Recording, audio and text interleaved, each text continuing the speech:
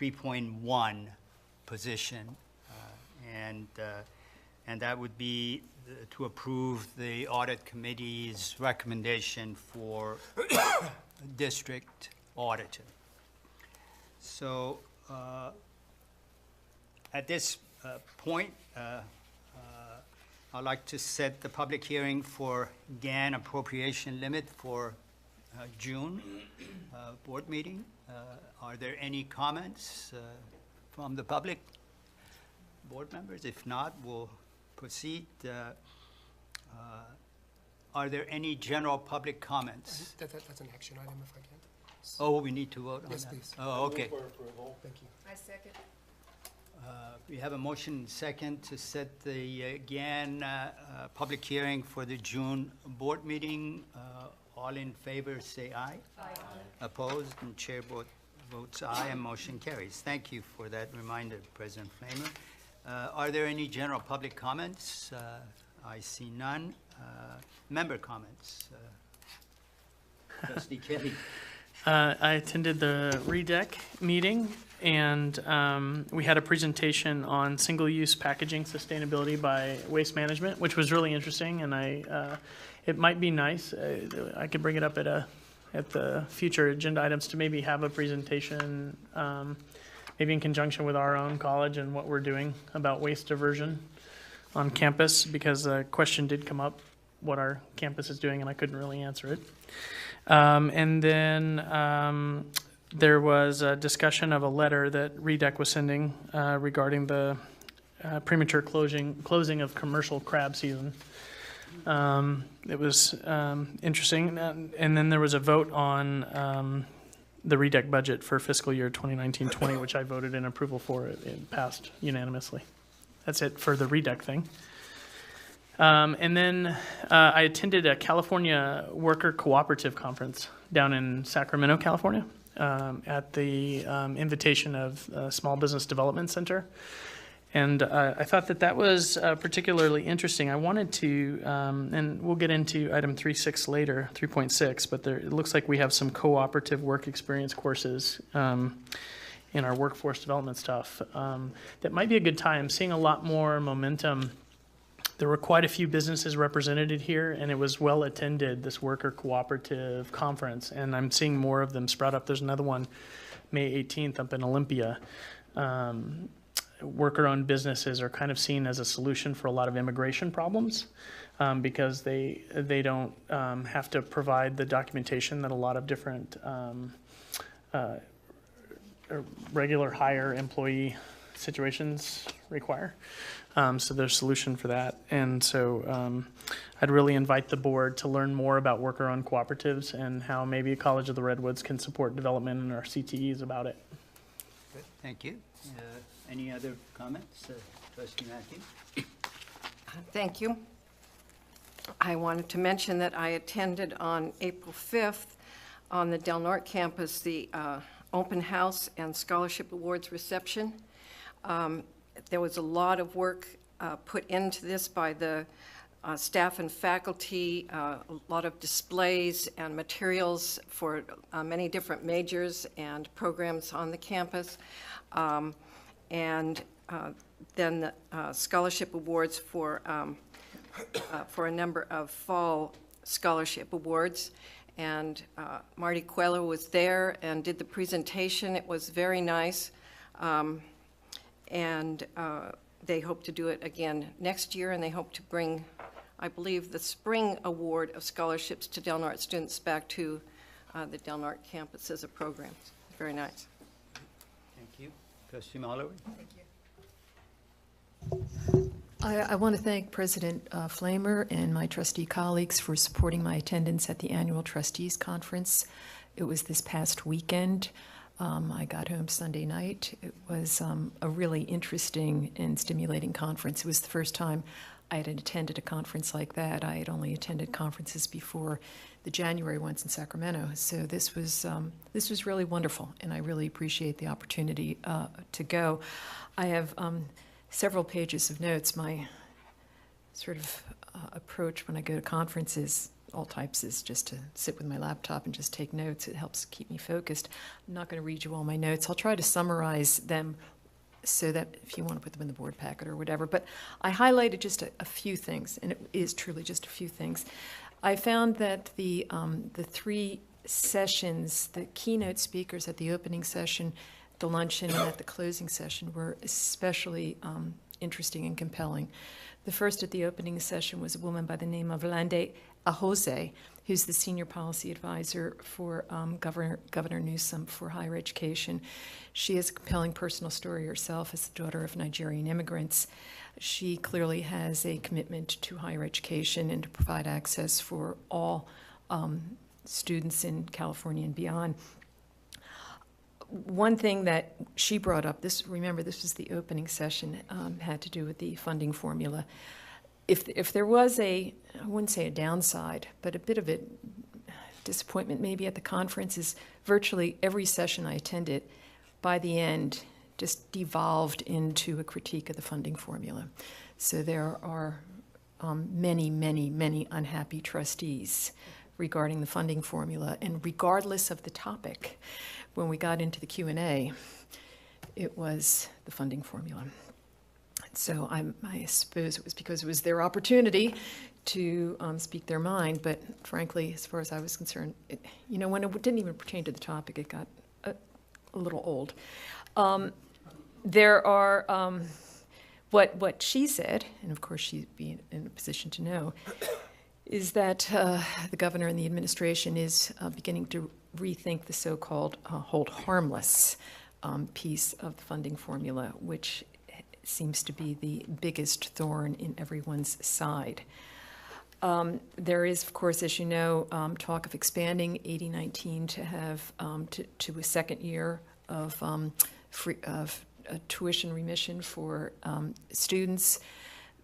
As we all know as well, part of the problem with that is that it's targeted for full-time students, and at least one of the trustees who spoke a lot noted that some 75% of students, at least in their district, are part-time. I'm not sure what the percentage is here at CR, but I'm sure it's high. So that was the opening session. I'm very impressed with this woman, and I think she'll really do important things in terms of higher education in California. There was a great deal of talk about another session, the Chancellor's vision for success and the 5-year goals. Nobody liked them. I then went to, only because the numbers, they said, are not realistic for all colleges, and it was, that you really need to look at it at a college-by-college, level. I went to an ACCJC session, and just say 2 things that he stressed. The chair of the ACCJC, or president, I forget what his title is, I guess president of ACCJC, is that their core focus is to take the fear out of the process, which was good to hear, and to lighten the burden. So, rather than having, 600 pages in your self-study report, they're looking at, 200 pages max, and that was a good thing to hear. The keynote speaker at the luncheon was a president from Amarillo College in Texas, and I thought, why the heck are we listening to a man from Amarillo College in Texas? I have nothing against Texas, but it just seemed, it didn't seem to fit. His talk, I didn't take notes because I was just sitting there sort of listening to every word he said. I want to find out if he has a TED Talk. I mean, what he talked about was how their college has partnered with the community to, he used the word love a lot, to really love and embrace students, and to make sure that there are no excuses allowed for not completing whatever it is the student's trying to complete. So that was the theme, no excuses. I mean, and they went to the extent of they hire social workers, they, make sure that everyone from, custodians to the president are trained on how to help students. I mean, I can't possibly share with you how charismatic he was and the stories he told on the changes that they made in their district, in their college, by just accepting the premise that there are no excuses. And also the other important thing is to believe the students. You know, if the student says, you know, I can't make it because, you know, I need a new transmission, well, believe the person, you know, and provide money to get a new transmission if necessary. So it was quite compelling. The other person who spoke later that day was the Vice Chancellor of Finance and Facilities Planning. I did feel badly for this man, Christian Osmina. Very smart, very competent, but he was just peppered at every session. He kept going to sessions, I don't know why, he didn't just leave, about the funding formula. But he was very professional, and he responded as best as he could. And then finally, again, I have a whole lot more notes, but I just tried to highlight certain things. The very closing remarks, this was the keynote at the end. The speaker provided a definition for what a trustee is, which I never really thought about. And he said, trustee is someone that holds something in trust for current and future generations. That is our job as trustees. He then stressed the importance of board-CEO relations and how they should be based on trust, faith, and communication. And finally, he said, not finally, but that's what I highlighted, that our job as trustees is to be reflective. We're not experts in everything. We may not be experts in anything, I don't know. I'm thinking of myself and, you know, all the really complex and dense reports that we receive. And I'm very appreciative that we receive them, but, you know, some of them I don't understand. And his advice was, yeah, you're not experts in everything having to do with pedagogy and education and budget and this and that. But our job is not to drill down to the weeds, but just to ask appropriate questions and be reflective. So, sorry if I've taken too much time. It was really a wonderful experience, and I thank you all for supporting my attendance. That's it. Thank you, Trustee Mallory. That was a very comprehensive report, and given the content, it was relatively brief. Well, that was one of my goals. Thank you. Trustee Biggin.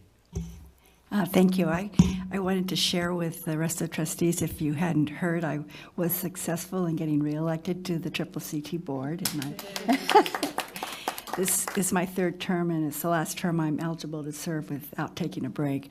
And I plan to make it my last term.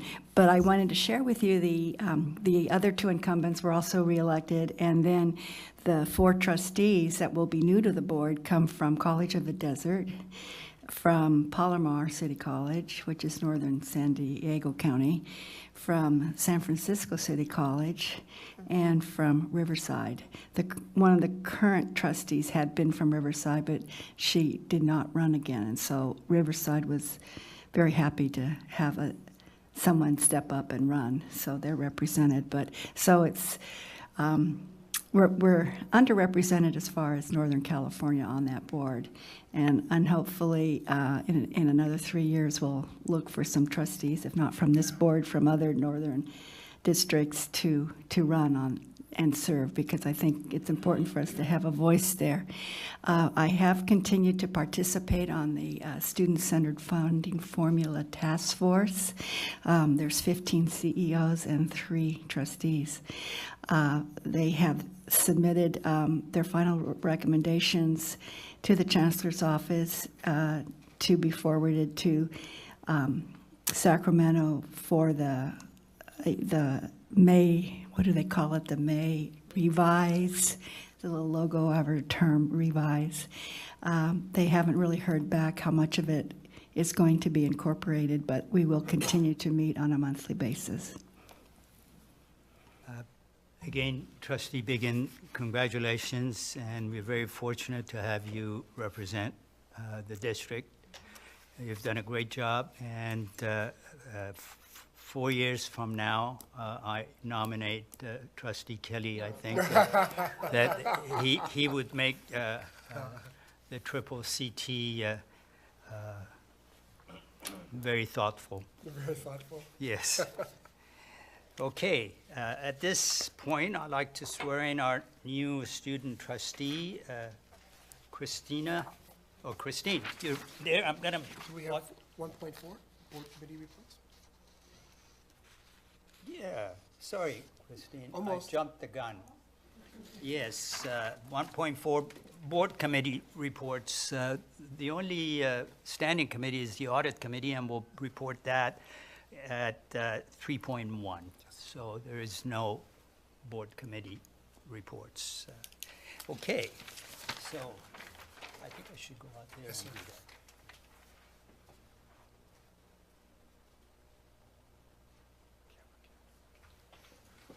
Hi, Christine. Welcome and congratulations. I've tried to cut this into bites that you can remember and repeat. So raise the right hand. I, Christine Peters, do solemnly swear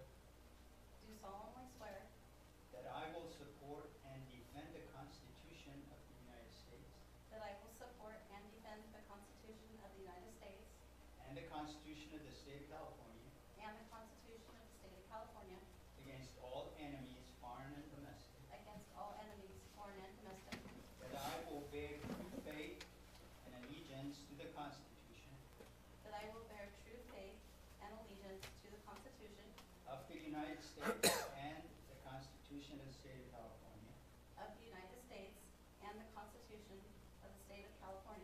and I take this obligation freely without any mental reservation or purpose of evasion, and that I will well and faithfully discharge the duties upon which I am about to enter. You did well. Thank you.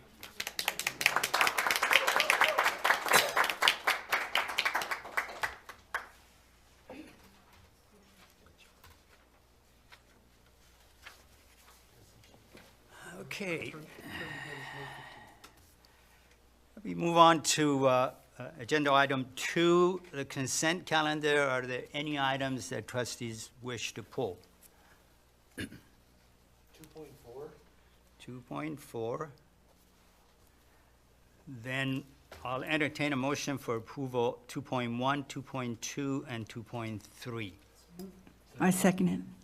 We have a motion, a second, to approve agenda item 2.1, 2.2, 2.3.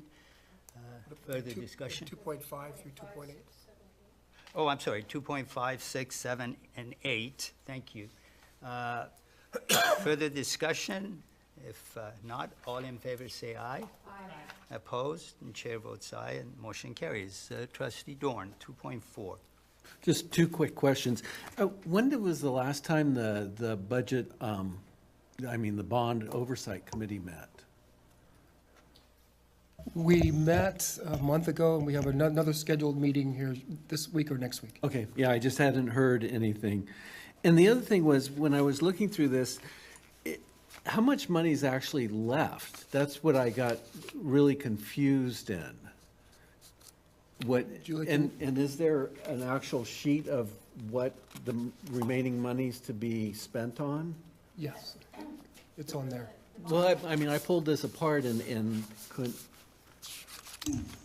So the actual report that should be attached to the agenda item, and I apologize, my laptop is no longer connected to the internet. Mine either. Okay, so, and of course, for once, I didn't bring that paper back up. So in the report, there is a column, and it's the very last column, I believe, and it shows the remaining balance for all the projects. And if you total all those up down at the bottom. It says 731. That's the remaining balance. So there's only 731,000 left of the bond money Yes, that hasn't been spent, or Correct. just, it has not been spent. okay. Okay, Good. yeah. Make a motion for approval. I make motion to approve. And a second. And we have a second. Further discussion? If none, all in to approve item 2.4, please say aye. Aye. Opposed? Chair votes aye, and motion carries. Thank you. Move on to the action and discussion items. 3.1 is the Audit Committee's report and recommendation to the board for approval of our auditor. The Audit Committee, which is composed of Trustee Matthews, Trustee Kelly, myself, met today at noon, at 11, pardon me, and in attendance was Vice President Morrison and President Flamer, and Cindy Petrucia and Charles, our new audit, Richard, I'm sorry, he's our New controller. new controller. We interviewed the three firms, the representatives who had presented proposals to the board. They CWDL, which stands for Cosialis, Wilson, Dominguez, and Levitt. They had Mr. Dominguez, the senior partner at the firm, present here, making the presentation. The other two were on the phone. We asked the same question of all three representatives of all three firms, and follow-up questions by committee members. And afterwards, we had about a 45-minute discussion at the audit committee level with the staff, asked for staff's recommendation. As you all have seen, there's a huge disparity between cost between the three firms, to the tune of, I just guesstimated about what, $170,000. $170,000 difference. But we sort of did not focus, the committee really did not focus initially on the cost. We focused on other issues in terms of quality of the staff, experience of the firm, the type of community colleges that they have as clients now, whether they're huge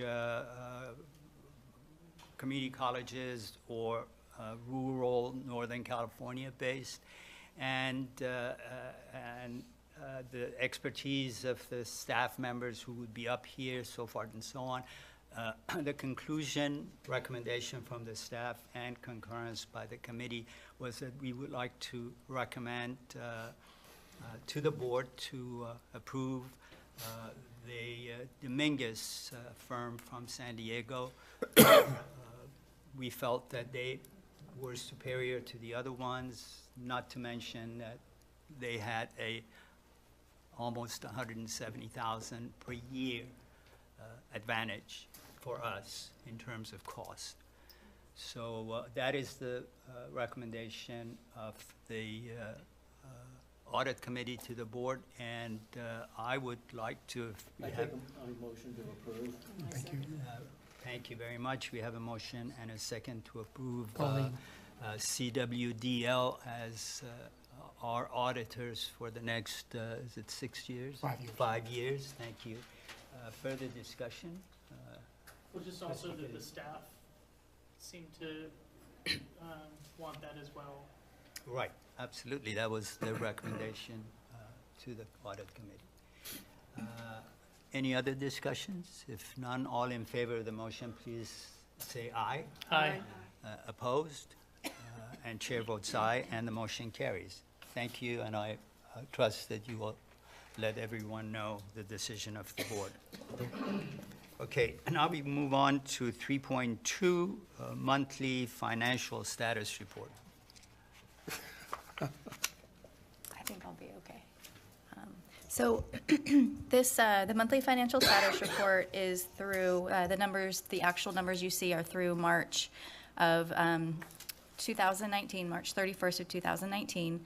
And the one kind of big thing I guess I'd want to point out is that you do see an additional adjustment to the current budget. And that is a result of the P1, both the P1 apportionment report that was released in February and the revised P1 that was released late April. In both situations, the Chancellor's office is guaranteeing hold harmless for districts at this point in time, so our budget has been decreased slightly to reflect that revenue number. And also, in order to maintain a ending fund balance above 5%, the expenditures had to be decreased by 180,000, leaving an estimated ending funding balance for 2018-19 in the amount of 5.3%. So other than that, I'd be happy to answer any questions about the monthly financial status report. Any questions for Vice President Morrison? Trustee Dorn? And I'm sorry, without board docs going. The property taxes, did we get any more money? You mentioned it was going to come in April. We, and I know- the numbers reflected on that report are through March. Okay. So we don't have April's figures yet, but I have seen some receipts coming through. Oh, yeah, I thought that. But I just noticed we lost $2.5 million in the property tax adjustment. Right, so with the P1, it also provided an update on how much of our revenue from the different sources. So it did decrease the estimated property tax revenue that we would be expected to receive. That is included in our apportionment number now. Okay. And just one other, I just happened to notice that the capital outlay went up by, we're over 20,000 over the budget, so then you'll take that out of something else to Correct. balance? Okay. Thank you. If there are no other questions, I'll entertain a motion for So approval. move to approve? Motion and a second. Further discussion? None. All in favor, please say aye. Aye. Opposed? And chair votes aye. The motion carries. Next item, 3.3, 2019-20 preliminary budget and multi-year forecast. Vice President Morris? I think we just We did that. No, we missed the didn't. 311 quarterly. Which one? We just missed the quarterly financial report. Oh, 3.2? Yep. Yes, sorry. The quarterly financial status was, that's the one we just, No, Voted. we just did the monthly. oh, sorry, okay. So item 3.3 is the quarterly 311 report that we have to submit to the Chancellor's office every quarter. And it really just reflects our budget, any budget adjustments, and then our actual numbers to date. And it also asked a few questions about, if there's any issues that you see in the upcoming years. And at this time, we are not foreseeing any financial difficulties in the next year. So that is reflected in the 311 quarterly report as well. Any questions for Vice President Morrison? Then I'll entertain a For motion. approval? Motion and second to approve the quarterly financial report. All in further discussion? None. All in favor, say aye. Aye. Opposed? Chair votes aye. Motion carries. Next item is 2019-2020 preliminary budget and multi-year forecast.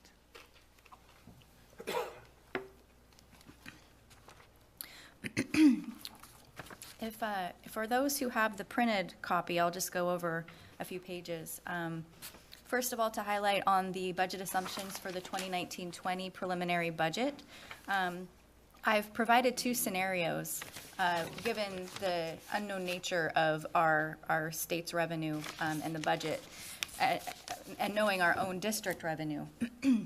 So I've provided both the hold harmless scenario, which is, as far as revenue goes, the worst-case scenario, and then the student-centered funding formula revenue, which is really the best-case scenario for the district.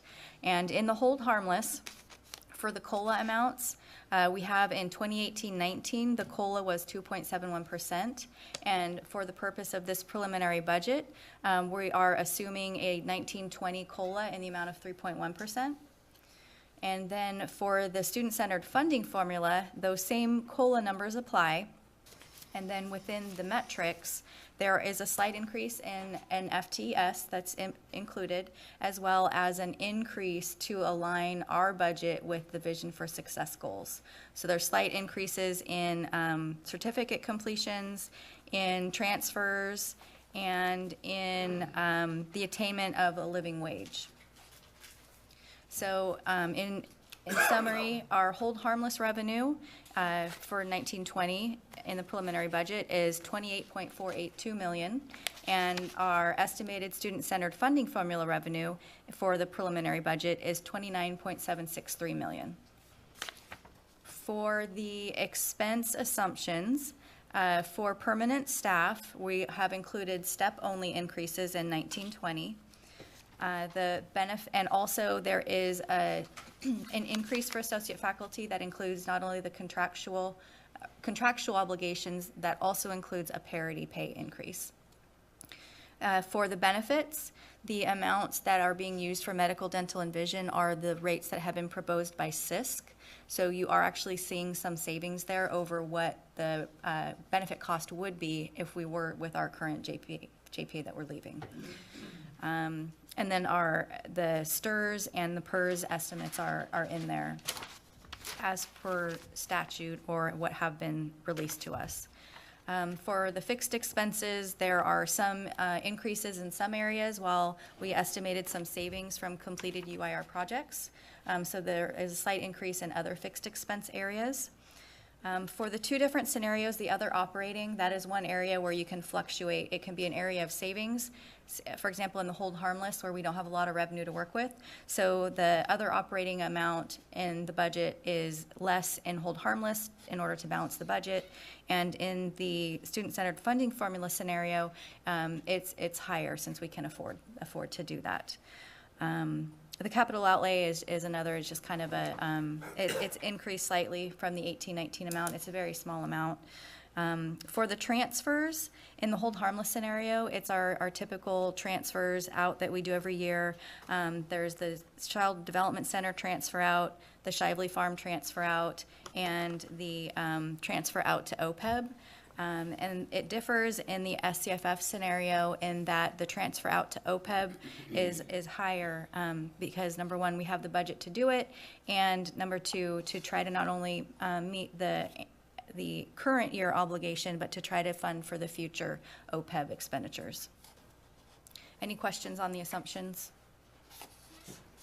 Trustee Kelly? The estimated student-centered funding formula revenue, did you base that off of the Vision for Success goal targets that we were making? Yes. Trustee Dorn? So I just had two questions, and you started on it, the operating expense difference, and it looks like it's $500,000. What's different? I mean, what is, just an example of what's in that $500,000 that we have one year and under one in budget? And by the way, I appreciate you doing both budgets. It was really interesting to read. Well, thank you. That's good to hear that it was interesting. Well, it is, actually. It's really, at this point in time, it's really just a lump number. Okay. And if it were to come to fruition, it would then, either amount would then further be divvied up between the departments and divisions. Okay, so it's just, well, I don't want to say what it really, it's just sort of a catch-all and a way to make the budget look good. It would be more of, in the increased, Okay. it could be used for, number one, Okay. we've already been constricted with our other operating. It's the discretionary budget for departments. So it would mean that they'd have more money to do, maybe to replace some instructional supplies that are out of date or things Okay. along those lines. And then this one. If I could add something, that it's not, we did both these exercises, not because we want the budget to look good, Okay. but we want to be able to plan effectively moving forward. And the next question is really for you, is that, for you, Dr. Flamer, this, sort of the switch of the 3% from full-time faculty to associate faculty that the budgets do, why, I mean, what's somewhat the reason going with more associate faculty? And is CRFO okay with that? And Well, actually, it's not a working condition. oh, right, okay. The issue there is if faculty retire, then we have to plan how many faculty we may need to rehire. So it's not a CRFO issue, it's Okay. between the administration and the academic senate. But we also have a process in place that allows that to happen. Right, and so it's just, it's better to hire associates than replace them with full-time is No, sort of where actually, we're headed? actually, it's not better Okay. per se, because we have some very tangible reasons why we need more full-time faculty. Because our students need them. Right. But also the fact that our full-time faculty allow our programs to be healthy. But also the fact that they have, by law, a role to play in how we do institutional planning. And full-time faculty allow us to do that much better, quite frankly. Well, that's why I was surprised to see that the full-time faculty is going down and the associates going up. And that also could be the product of our FTS goal and how many full-time faculty we have here and how many sections we need. So we always plug in how many full-time faculty we have, but also we know that we have to make that up with part-time faculty. So it's assuming a larger number at this point. Good. Any other? If I can make a Valerie? comment? Yeah. Oh, Yes, please. I'll leave for trustees. So in the hold harmless scenario, and maybe I just have this on my mind because I spent 3 days hearing people gripe about hold harmless, but what is pretty sobering is that, if that's where we end up, then our reserve would just be 1% in 21, 22?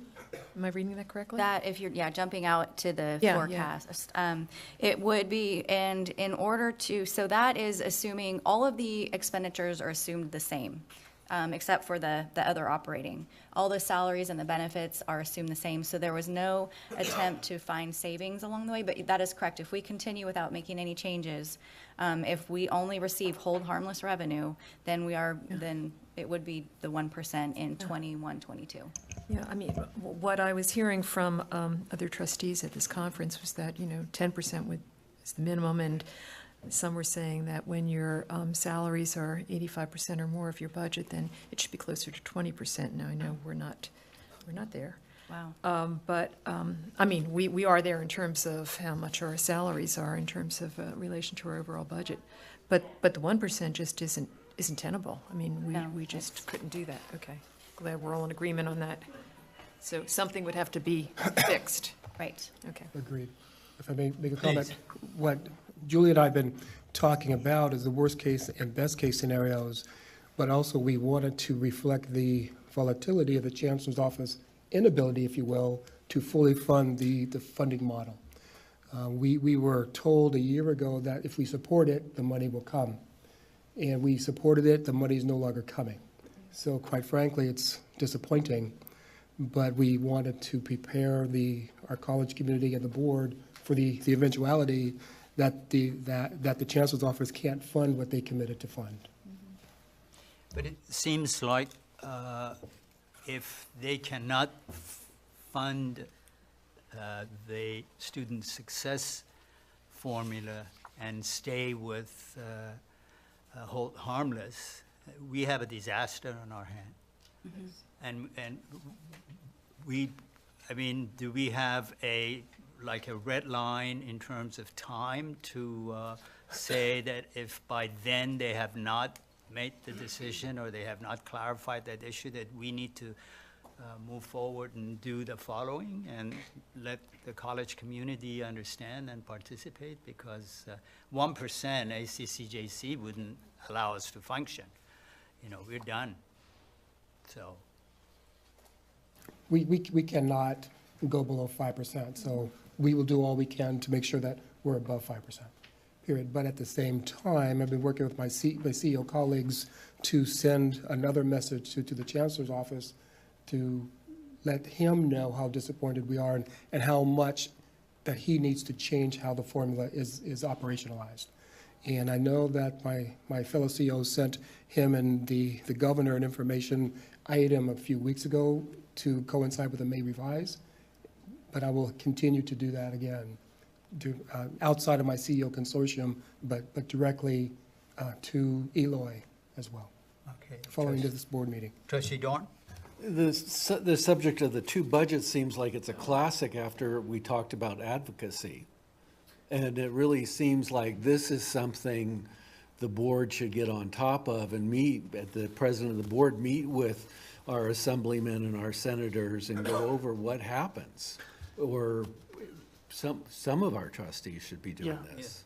And I would like to see it communicated, how effectively we worked through interest-based bargaining. We basically have the full support of the college behind, our budget and what we've been trying to do here. We need to present this as, the number of people that are being let down in this process. And I know you wrote a letter about the impact to rural colleges at one point, but I did originally when the governor at that point needed more support from the field. Okay, Trustee Matthews. Well, I'm just going to take the opportunity to go on record to express the same frustration over the situation. I'm sure everybody shares it. It's nothing amazing, but it just puts everyone in such an untenable position. We're not alone, so I hope that the pressure from boards and from administration continues. I'm assuming that something can be identified between the student-centered formula as it stands and hold harmless. I mean, there should be room between those two, but somebody's going to have to back off that formula, and they're not going to like it. I agree. Okay, on that sad note, I'll entertain a motion for approval. Any further discussion? Not, all in favor, please say aye. Aye. Opposed, and chair votes aye, that motion carries. Okay, 3.5, let me go back to my agenda. Approve vision for success goals. Yes. Good afternoon. The write-up that is on the agenda here is pretty thorough and covers a lot of what I would have said. So I don't have a lot to add to that, other than I really appreciated the opportunity I had in meeting the communities when we went out to Klamath Trinity. Trustee Biggin was there, appreciated your attendance and your input, and at Del Norte as well. Really great dialogue that I felt really helped the college relate to the communities, and I feel that it will help establish a better partnership. So we came away from those meetings in particular, and in the Institutional Effectiveness Committee then basically confirmed the Vision for Success goal numbers that we had already presented, and I have submitted those now to the Chancellor's office. So I don't have anything more to add to that. Any questions for Paul? Just want to make sure, I'm sorry. Trustee Kelly?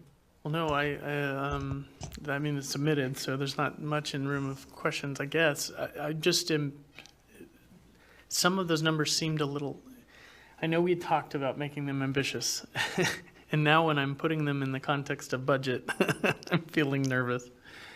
How are you and your staff feeling about those numbers, the 35% increase, the 47% increase, the goals 2A? Actually, we spent a few months talking about those numbers.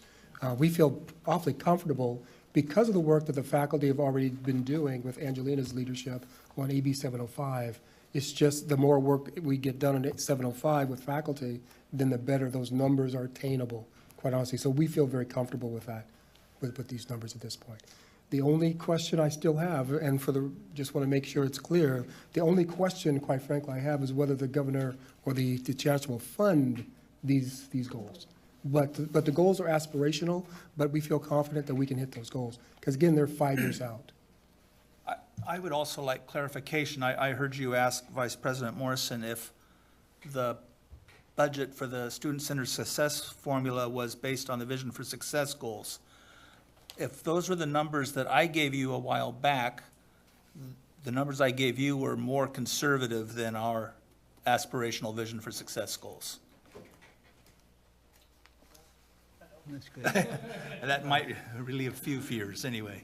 I think, in light of the discussion we had on 3.4 and the text of that presentation, and 3.5, where we are making a commitment to align everything with student success formula. If there is a failing, the failing is on the part of the state, not the faculty or staff or the administration.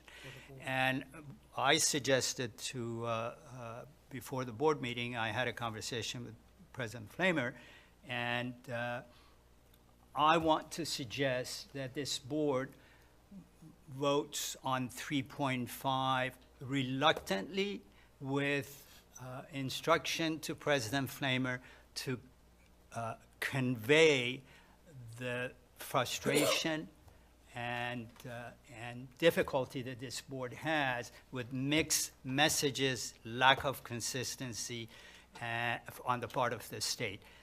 We're basically like leaves in the wind.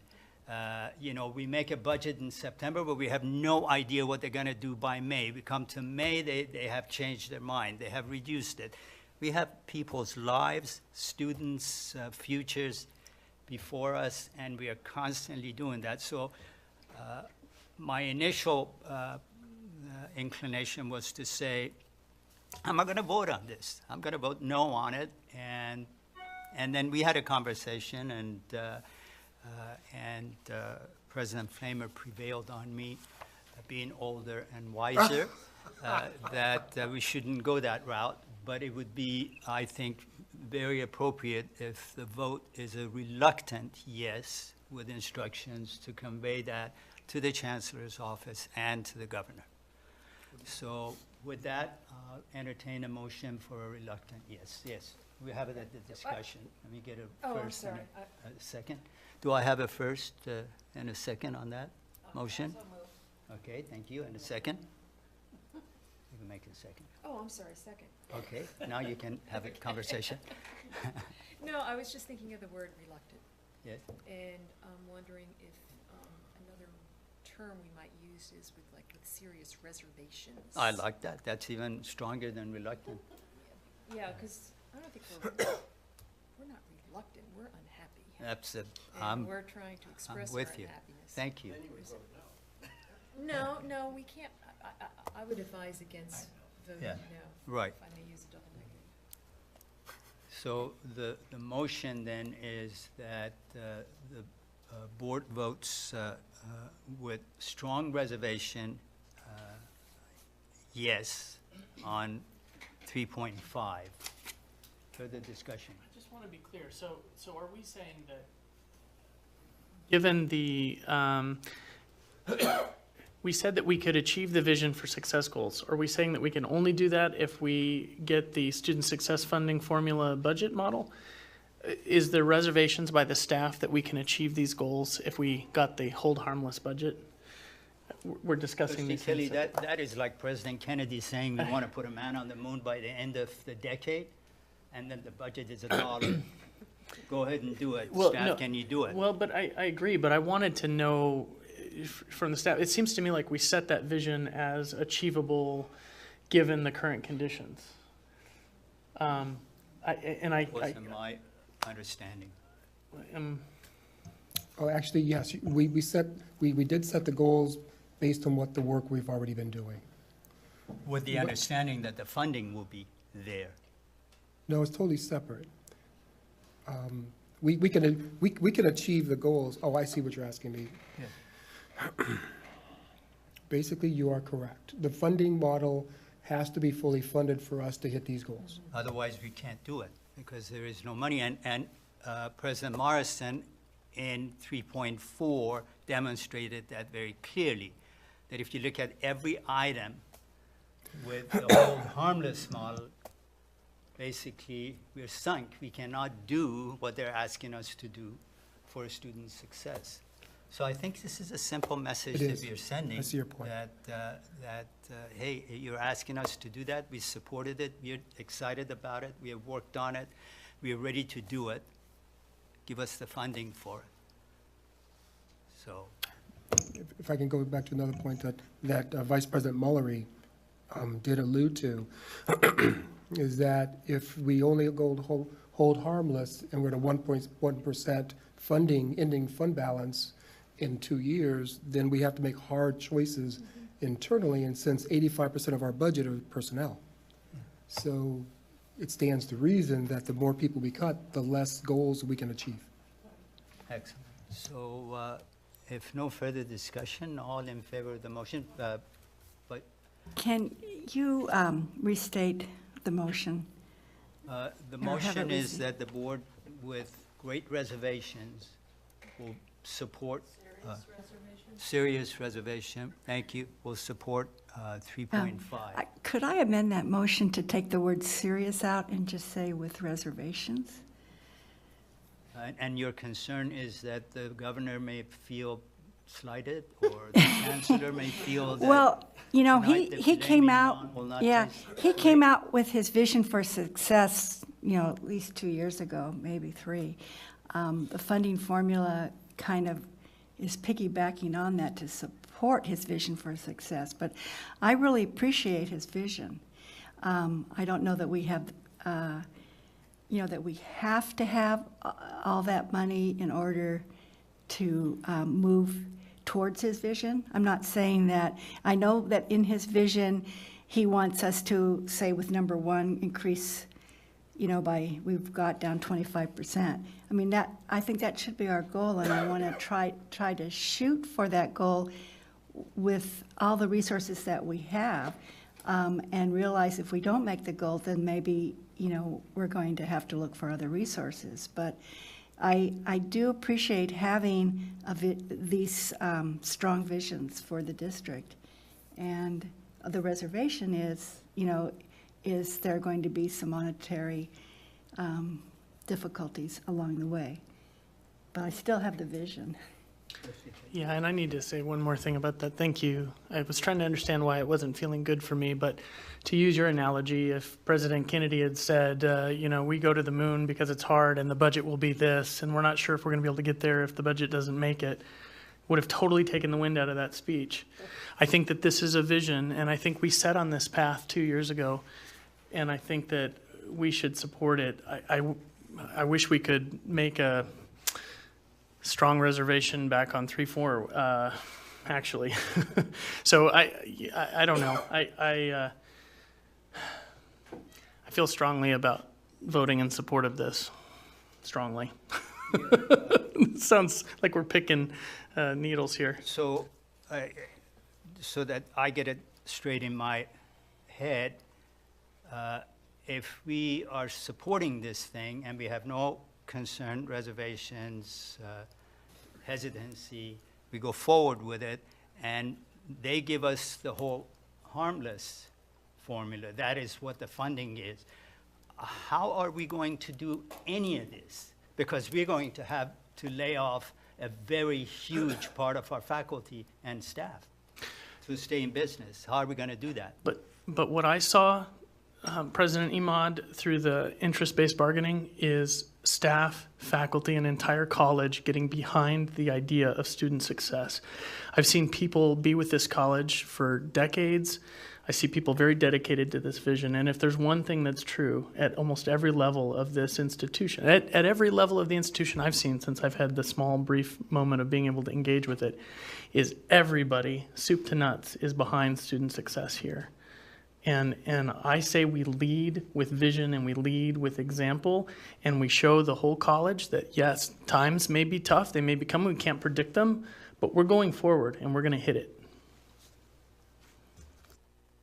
Okay, So my motion, my request was to amend the motion to take out that one adjective. And, you know, that would make me more comfortable in voting yes. okay, so Trustee Dawn? Who's going to see this, that whether we voted with reservation, strong reservation, or no reservation? I mean, the state's not gonna see I it. think part of the motion is put instructions to President Flamer to convey that Okay, to the well- Chancellor and to the Governor's office. But also, we have I to didn't get, get that, so we need to include that in the motion then. if I may add. Yeah, please. But also, we have to send proof, the minutes of this meeting, as proof that the board actually voted for the goals themselves, and the board had a robust discussion. Yeah, every single district is having to submit this, yeah. Trustee Mallory? I don't know if this would be useful or not, but I'm wondering if we should frame our reservation. In other words, it's not that we don't support Vision for Success, but our reservation has to do with uncertainties associated with budget. So, The funding formula. yeah. So if we said approve with reservations regarding uncertainties associated with the funding formula, that could provide some context. I like that. Sounds like a very good suggestion. So who made the original motion? Would they be willing to change it to that wording?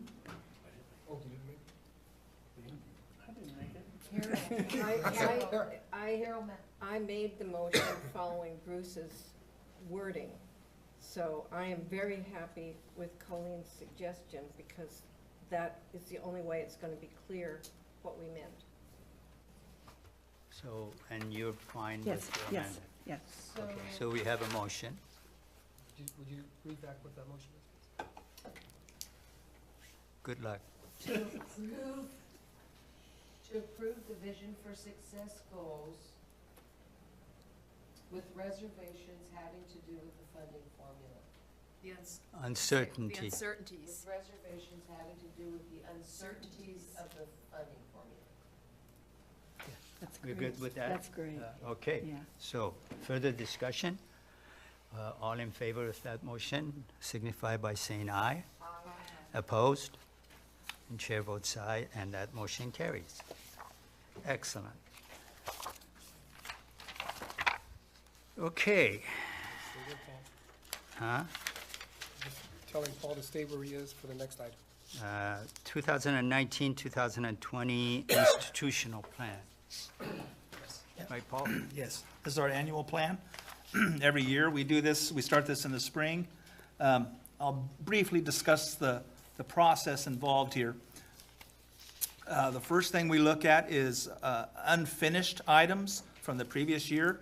We roll those forward, maybe amend them, depending on how the situation may have changed over the course of the year.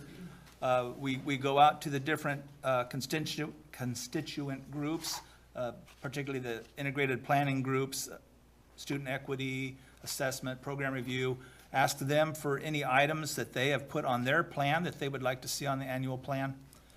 We also then go through all of the program review items, and we look for themes. This year in particular, we were looking for themes that addressed Vision for Success goals. That is typically what we would do for our program review, or our annual plan items.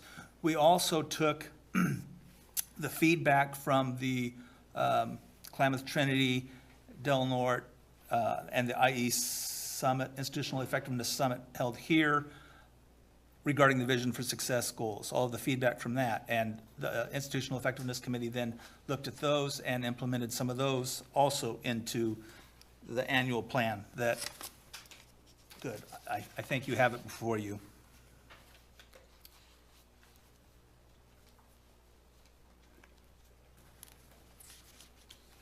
This is just information. Okay.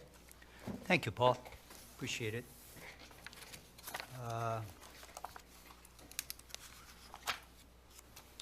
3.7, first read of board policies at administrative procedures. You've all had an opportunity to look at it. Are there any comments on any of them? If not, we'll, Vice President Mallory? So I wanted to comment on 3440, Okay. service animals. Yes. I'm not sure why we need to call out miniature horses, because they are recognized as a service animal. So why do we call them out? We're not calling out dogs or, I guess cats aren't, but, so, Actually, trustee Imad asked me that same question. oh, And so what, we did not, you know. oh, so what I'm going to do is just take this back to others in the college, and we'll talk that through Okay. before it comes to the board as a second read. Right. But also, if I can mention, BP 1200 was a result of the board's ad hoc committee to look at the mission. Right. And so this is coming back as a first read. Okay, thank you. Okay, so we need a, That's it? that's it. Trustee Matthews. On BP 3420, it's more a technical thing, but I think there's repetition in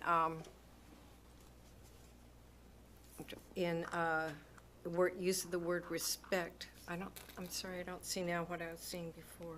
Oh. Trustee Kelly, is that the one we fixed? Yes. You fixed it, that's why I don't see it. Thank you. Thank you. Okay. Then we'll move on to the second read, 3.8 of board policies. And any comments or questions? So it's ready to motion to approve this. Yes, we have a Move to approve. motion. We have a motion second to approve. All in favor, say aye. Aye. Opposed? And chair votes aye. That motion carries. We move on to item number 4, informational reports, sabbatical leave presentation. Dr. Mark Winter, nice to have you back and good to see you. Thank you. I brought my little laptop here because I have a brief slideshow to help walk you through what I did. Thank you. It's just like magic, Mark.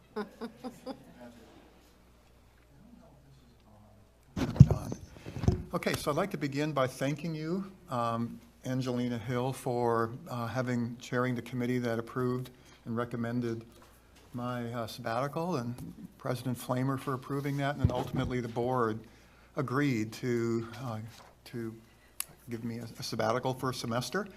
And I have been involved in online education at CR since its beginning in about 2004.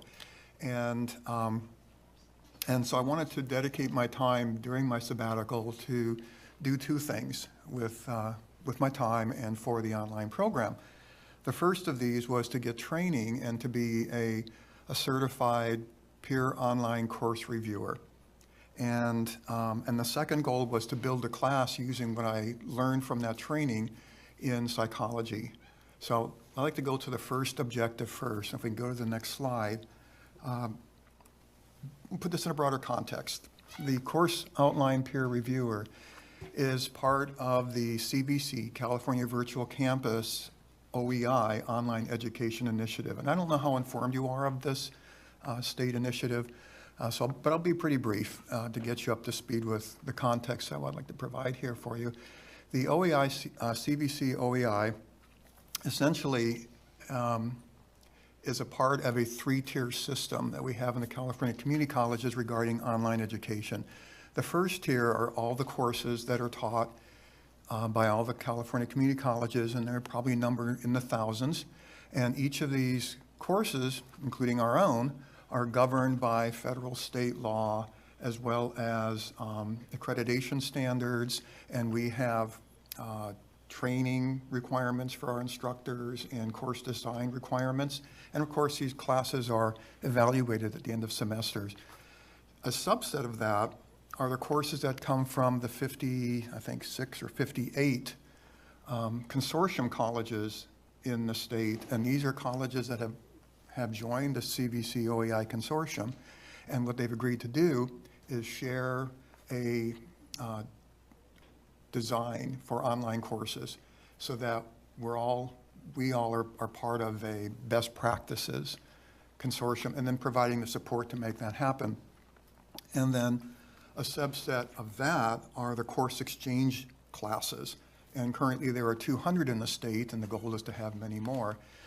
What's different with these courses as compared to the consortium courses is that when a student registers for a class online, that student would have to go to that college's enrollment services, enroll in the college, register for the class, and then if, say the student is at CR and takes a course from Mendocino College, have to apply to Mendocino, and then have to make arrangements to have the transcript sent back to the home college, as well as deal with financial aid.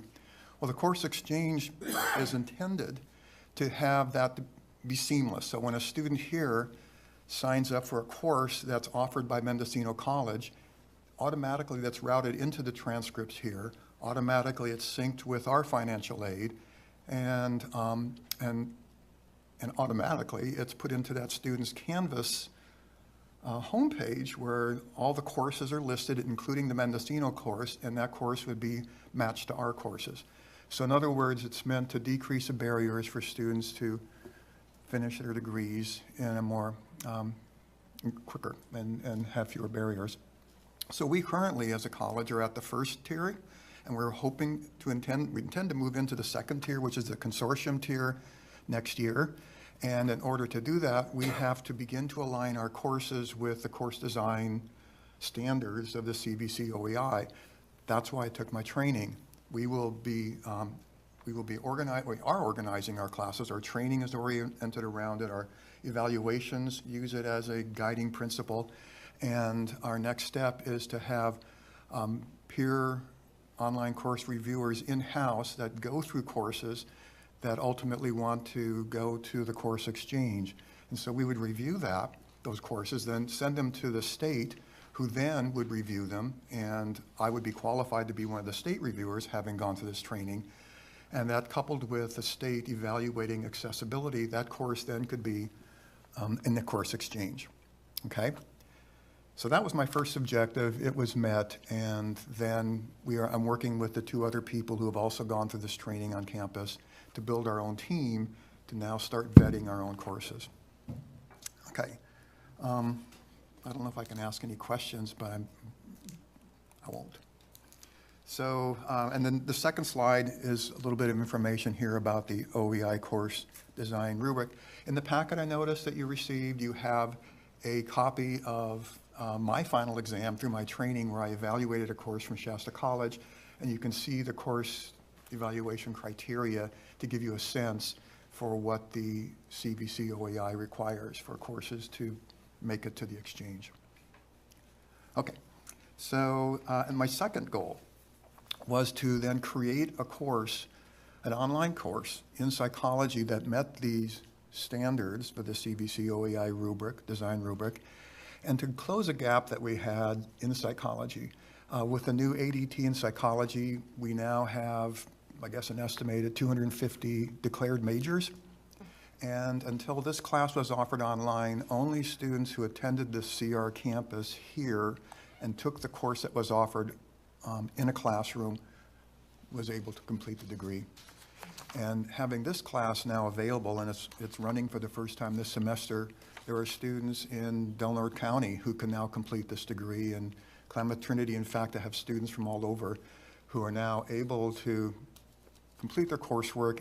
Additionally, this course fills that gap that now all of our courses for the ADT in psychology are available online. So a student can complete the degree from start to finish, general ed, as well as in psychology.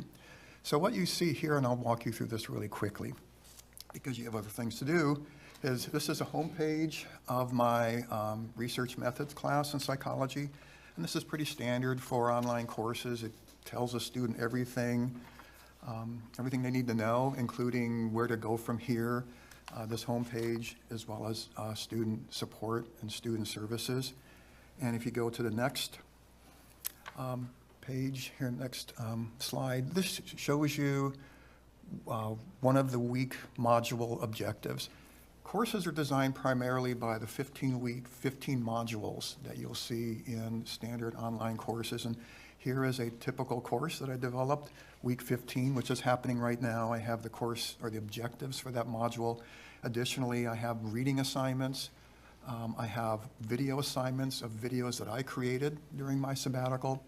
and then homework that is to demonstrate their knowledge for assignments that they submit, as well as the work that they have for discussion of topics that I propose to them, and then they discuss and I evaluate.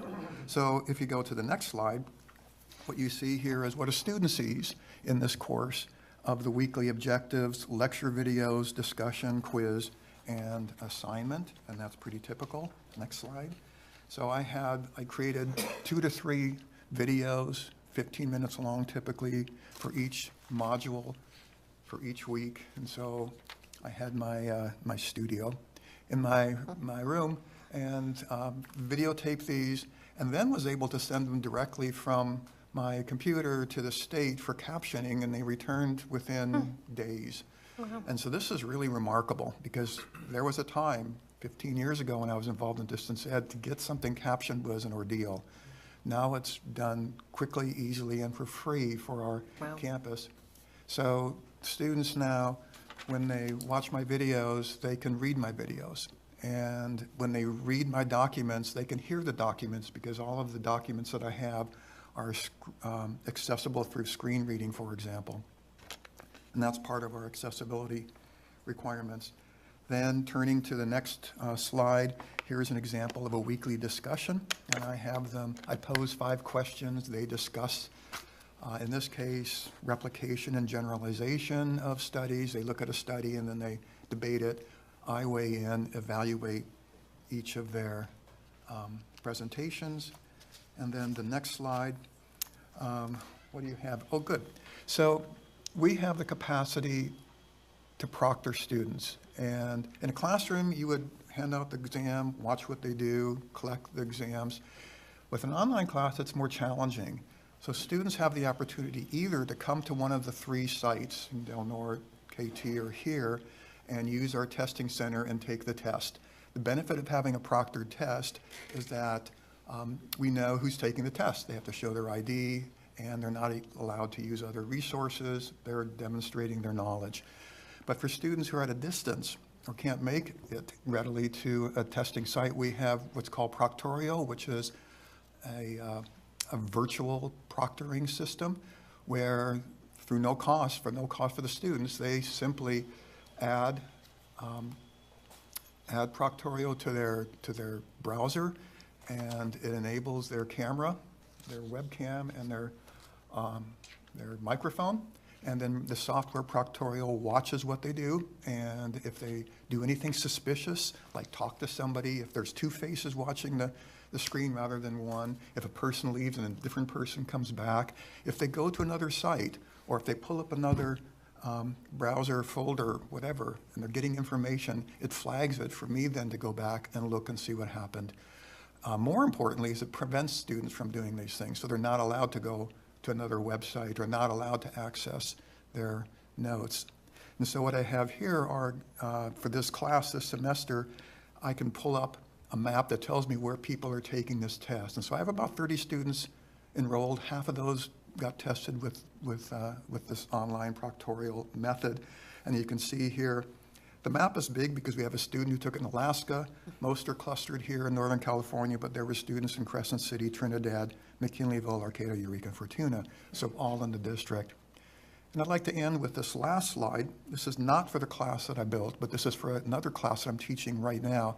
This is an example of our students, and it's pretty typical, who are taking a midterm exam in my lifespan development class all over the place. So we have people in Washington State, Florida, I think, somebody on the East Coast, I guess that's Maryland, but I'm not certain. I know who the students are, and I can access their files, and if I wanted to, I could watch them taking the test, which is frankly pretty boring and a little bit intrusive. So I just let the software tell me if there's something suspicious. But this is an example of how, I think maybe most importantly, this is an example of how technology now allows us to open our curriculum, provide access to students all over the place, primarily for our students in our district, but also for students elsewhere, or these students are in our district, happen to be in Alaska doing work. That's it for my presentation. Again, thank you so much for the opportunity. Trustee Kelly? Thank you for the presentation. I had some questions about it. When you mentioned the captioning that the state provided, do they do that in other languages as well? Is there an ability to? Yes, we have a Spanish class that's moving towards becoming online, and it's been a little more complicated, but yes, the short answer is yes. Cool. One other question, if I may.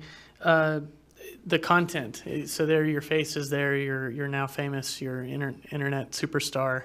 Well, What I like to think so. What rights do the faculty have over the content that they generate? Thank you for asking that. Generally speaking, this intellectual property is owned by the instructor. The qualifier there is if the district provides the resources to build the class, then it's shared. You gave me the resources to build this class, so it's not mine.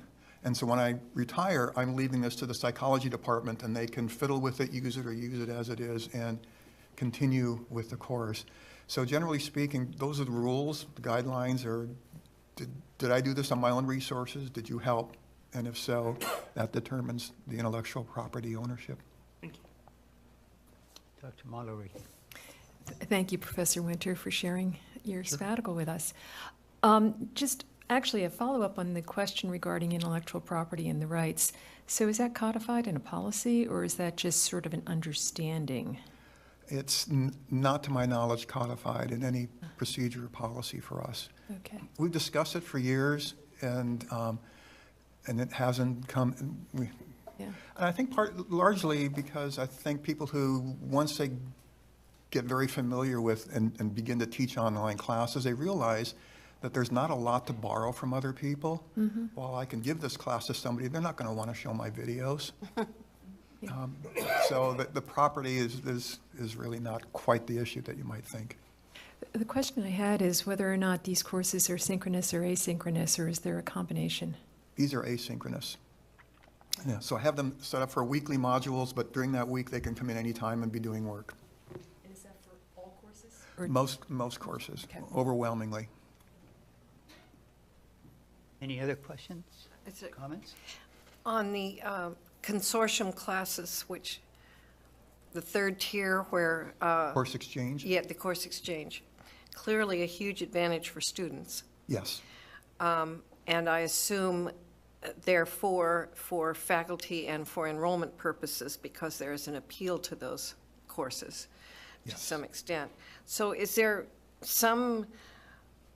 a goal or idea of how many CR courses could be in that exchange? Okay. Thank you for asking that question. We are going to get the application for joining the consortium in June, and it was due in December. We'll have much more information then to present to you. At this point, what we know is that it's expected of us to have a minimum of 10% of our courses online available in the course exchange. And so we offer 65 classes, so we're looking at maybe 6 to 7 classes a semester. And the intent would be that we would primarily serve our district, but have some seats reserved for non-district students. So a class of 40, maybe 5 to 10 open seats for people outside. And so for our district, it allows us to have courses run that might have low enrollment because now we can go outside. Mm-hmm. It can also help collect FTES because the college that homes is the home for the class gets the FTES. Right. It would also help our students, of course, because now they can catch a class. If they can't find it here, they can go elsewhere, or if it's closed here, they can go elsewhere to graduate. Trustee Kelly? I don't know if this is a question beyond the scope of your presentation. Thank you, by the way, for your presentation. It's excellent. What happens if a student was geographically enrolled at a different college at another time, comes back home, and is living in our area?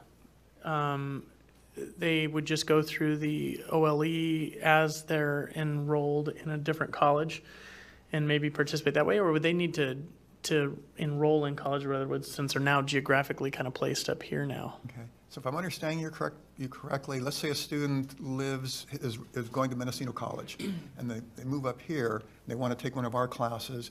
As it stands, even if we become a consortium college, they would have to register, enroll here and register for our class, and then take the transcript after they complete the class to Mendocino. If we're part of the exchange, at that point, then they could remain as a Mendocino College student and then take our course, but they'd have to go first through Mendocino, catch our course in the exchange, take it, and sync it back, even though they're living here. It would probably be easier for them to finish their degree here. Close to Mendocino. I think that's what they're talking about now. He's trying to fix that, especially with the online college. Trustee Biggin.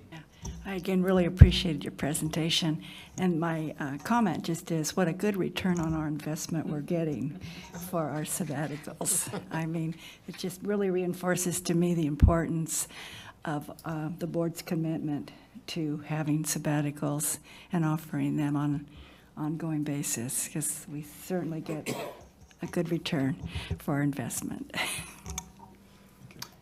Mark, thank you so much. Thank- Excellent presentation, and thank you for putting your time to very good use. It was my pleasure.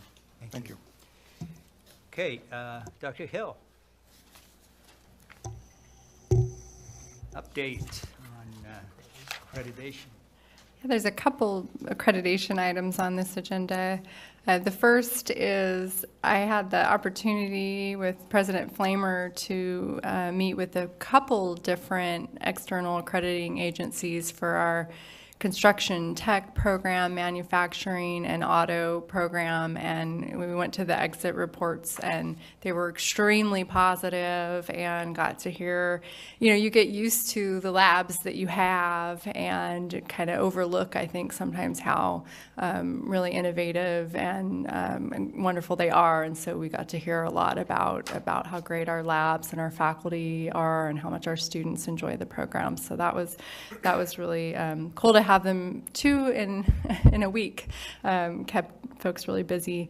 Last week, George Tamianos, is he here? He's here. We presented to the ACCJC at their second annual, or I think they're having a conference once every 2 years now is their plan. And we had a lot of fun. George had everybody laughing, of course, and we had multiple commissioners in the room. They seemed really engaged.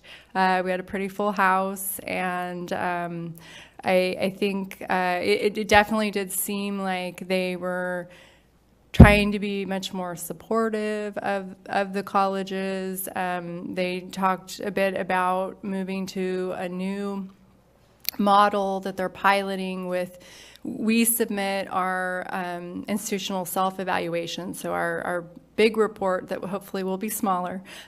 We submit that 6 months, so about a semester prior to when the visit would happen, so that gives the team a lot more time to review the report, determine where they think that we're clearly satisfying the recommendations, at which point they won't talk to us about those recommendations when they visit.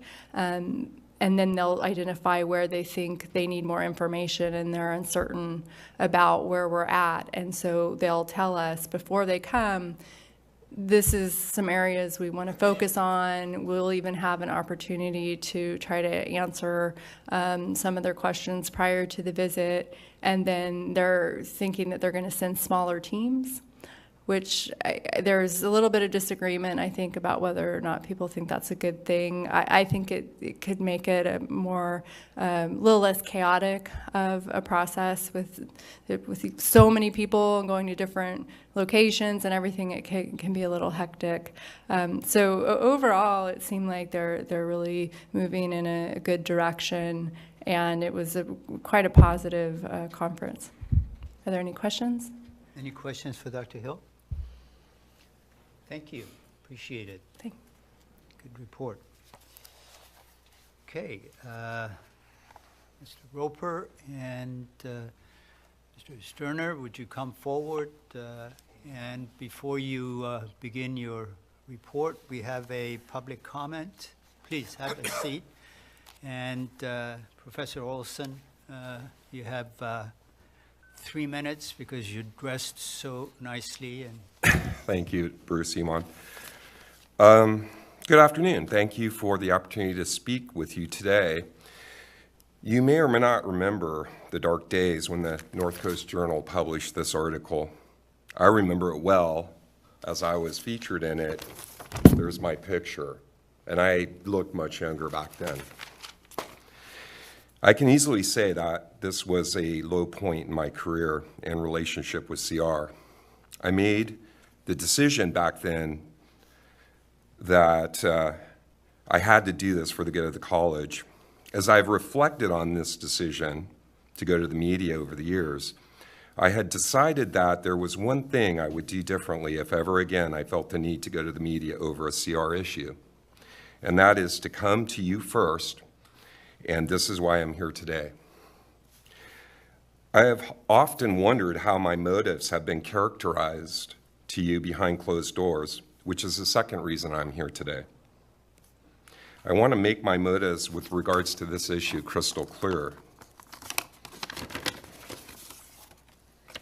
What I'm holding is a photograph of my brother and myself standing outside CR swimming pool. Oops, sorry. Under my arm is a rolled up towel, and in my hand is a certificate of achievement. On the back is a date, 1977. I was 11 years old.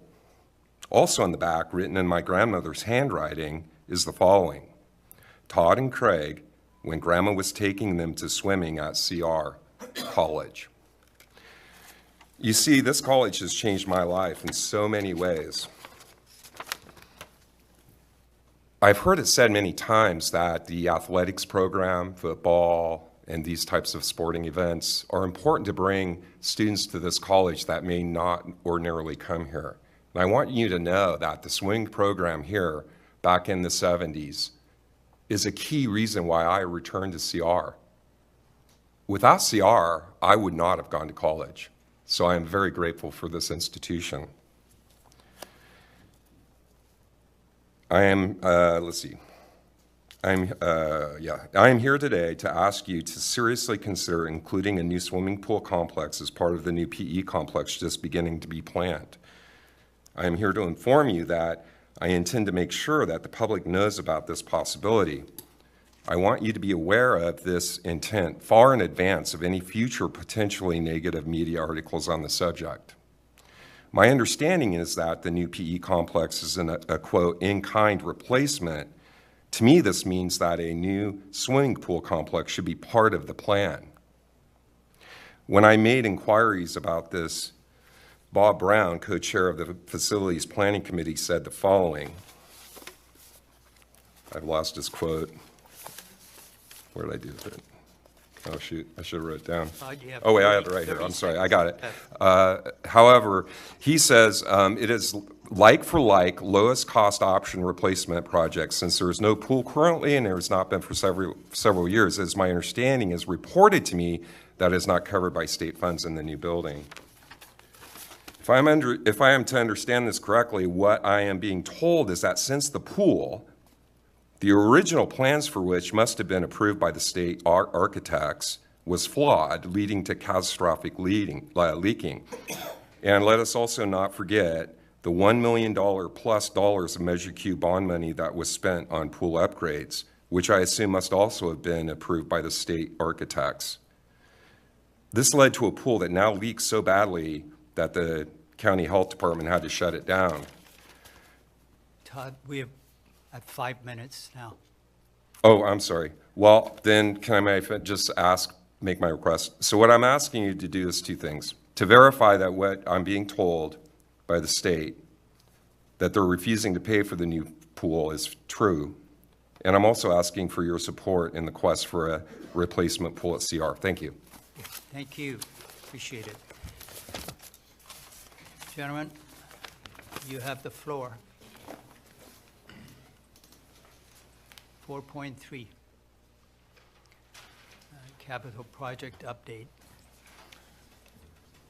Good afternoon. Mr. Sterner, welcome. Thank you. Good to see you again after all these years, and Glad to be back. Well, Mr. Roper. I've never left long enough to. Actually, Mr. Sterner and I have been working together on all of the capital projects as we've moved them from initial project plan to final project plan to funding. So even though he hasn't necessarily physically been. Stephen, we have to make sure that you have the mic is. Sorry, can you hear me? Is it on? My wife would be shocked that people can't hear me talking. Mr. Sterner has been with College of the Redwoods as a consultant on all of our capital projects, simply behind the scenes from the beginning. Mr. Sterner has written a great deal of the final project plans that allowed us to get our projects funded. So if we could start with the slide project, the PowerPoint, please. Fred, do you want to handle this one? Okay, sure. The state, we're currently being funded on our projects. Do you mind if I stop and well, you won't be able to hear me. We're currently being funded on our projects through the State Capital Outlay Fund. You know, as it's an accreditation standard, we have to maintain our facilities, and so the state makes available funding for us to upgrade, renew. They have certain guidelines. I can give you a greater in-depth brief if you're interested in the future. As part of that, they prioritize health and safety projects first. The three projects we're going to talk about today are all funded, are Type A, which they're funded because of seismic deficiencies in the buildings that are not easily mitigatable or not economically feasible to mitigate. This blurb right here talks about the sort of the high-level view of that process and what we submit. We've been doing this for quite some time. The project we're about to start, which is the infrastructure project,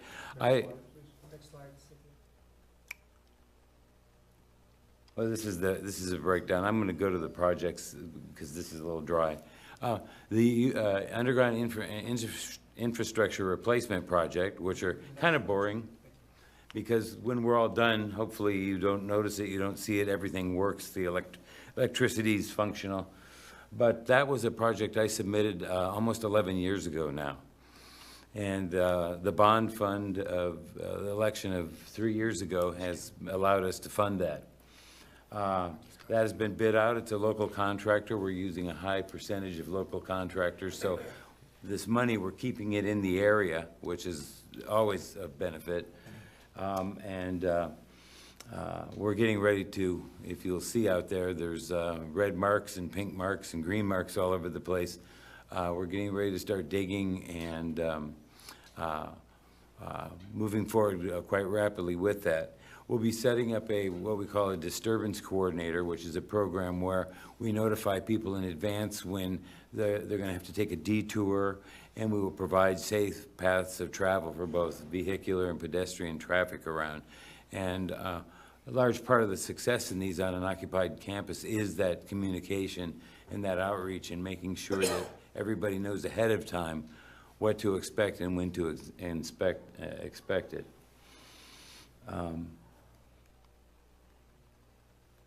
Okay, which one are we at now? I can't see a thing. Let me take this one. Okay. So the projects that are currently in the planning phase that are funded by the state under this bond program include the Arts Drop and Replace building project. Get the mic, please. My apologies. The first project that is currently funded in the design phase is the Creative Arts Replacement. It's a drop and replace project. This means that after we complete the new arts complex, we drop the old one, and the current plan calls for turning that back into green space where that building had been. This project is just wrapping up the preliminary phase. The working drawing phase, we have been told they've approved our plans, our preliminary plans, so the working drawing phase will be funded the first month of the next fiscal year, somewhere right around July 15th. The physical education replacement project, this is another drop and replace. This project is not currently funded. However, in a private conversation that Fred had with the Department of Finance, we will be funded for preliminary plans and working drawings in July. We anticipate this project taking more time than any of the other projects. There are so many different moving pieces, so many overlays of existing and brand-new utilities that have to be taken into account, so much work with the California Geological Survey, and a great deal of coordination required with faculty and staff. As we did with Creative Arts, our plans are to meet with faculty and the deans first to figure out what changes they need in the current space. So we know what kind of square footage we have. That's already agreed upon with the state. They're going to match our square footage. But does that work best moving forward? So the plan is for faculty to essentially tell us we need classrooms of this size, and we need training rooms moved over here and things of that nature. And as such, we're hoping to put an architect under contract. We cannot do that yet. We can't do anything on the gymnasium complex until we have the funding document from the state. I'd like to comment on that. The funding for the PE building is appearing in the reports now from the Legislative Analyst's Office, and they're behind recommending moving forward with the project. There were a number of other projects that I was associated with that have been essentially defunded because they're requiring local match. And we've, through discussions Stephen and I have had with the Chancellor's office, they understand we have somewhat of a fiscal hardship here. So we're currently the only college that has 100% funded projects in the works, and they're very supportive of us, understanding some of the challenges that we have. This slide is perhaps the most telling slide of the entire set. And at the very bottom, you'll notice the district contribution for dollars from the state. It shows 2 cents for every dollar. It's actually 1.46 cents per dollar. These are the only projects that are funded 100% by the state. The UIR project, the district did in fact spend money on seismic studies, but as a result of that, as a result of those seismic studies, we were able to uncover new faults, specifically under the gymnasium complex, which buttressed the dollar amount that we were then granted. So all 3 of these projects are category A, which means seismic. And unfortunately, all 3 of these are A3, which means $0 for equipment as well. So there's 2 different groups of equipment that the state defines, Group 1 and Group 2. Group 1 are things like HVAC, right? Stuff that you have to make the building habitable. Virtually anything else is considered Group 2. And none of these projects have dollars for Group 2 equipment. They are all like for like and lowest cost option. So, however, it is in excess of $121 million that's coming in from the state. As Fred alluded to, you'll notice if you're driving around the campus, lots of fresh paint on the ground. There's also a brand new pit dug at the wastewater treatment plant. We began work on the utility infrastructure replacement project this past Monday. We anticipate being complete about 6 months early. The project that we've started first, the wastewater treatment plant, has the highest fiscal return for the college. Once that project is complete, we will no longer need a grade 3 operator to operate our wastewater treatment plant. We'll also no longer be a surface discharger. Currently, our wastewater is discharged into White Slough, and when this project is done, we will not discharge anywhere. We have a massive leach field, so it's just like a septic system at your house. So, any questions? I would like to respond one thing. I'd like to talk about a pool. When I got here, we didn't have a pool. That was 10 years ago. And currently on the space inventory we don't have one. The funding we're getting is to replace the building as it sits, you know, and if there was some other means or mechanism to fund that, we'll keep our ears open, but there currently is not. So.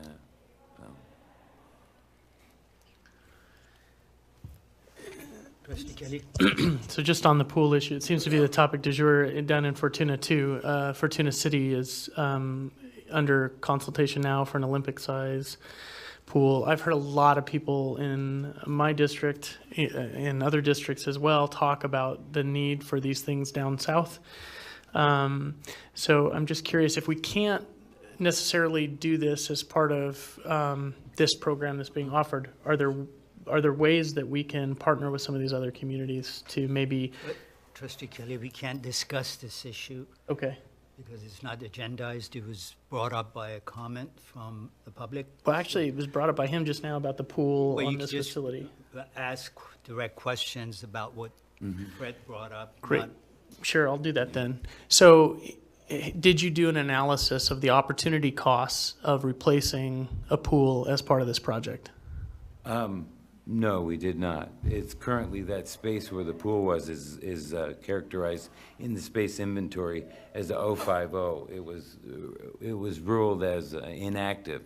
They really could have taken that space away from us and replaced only that space that was actively in the inventory. I will say in the process we went through with the arts building, which is actually the whole programming and really getting together the faculty and the different constituent groups and stuff, is probably a better venue to really revisit the pool and other alternatives and opportunities we may have.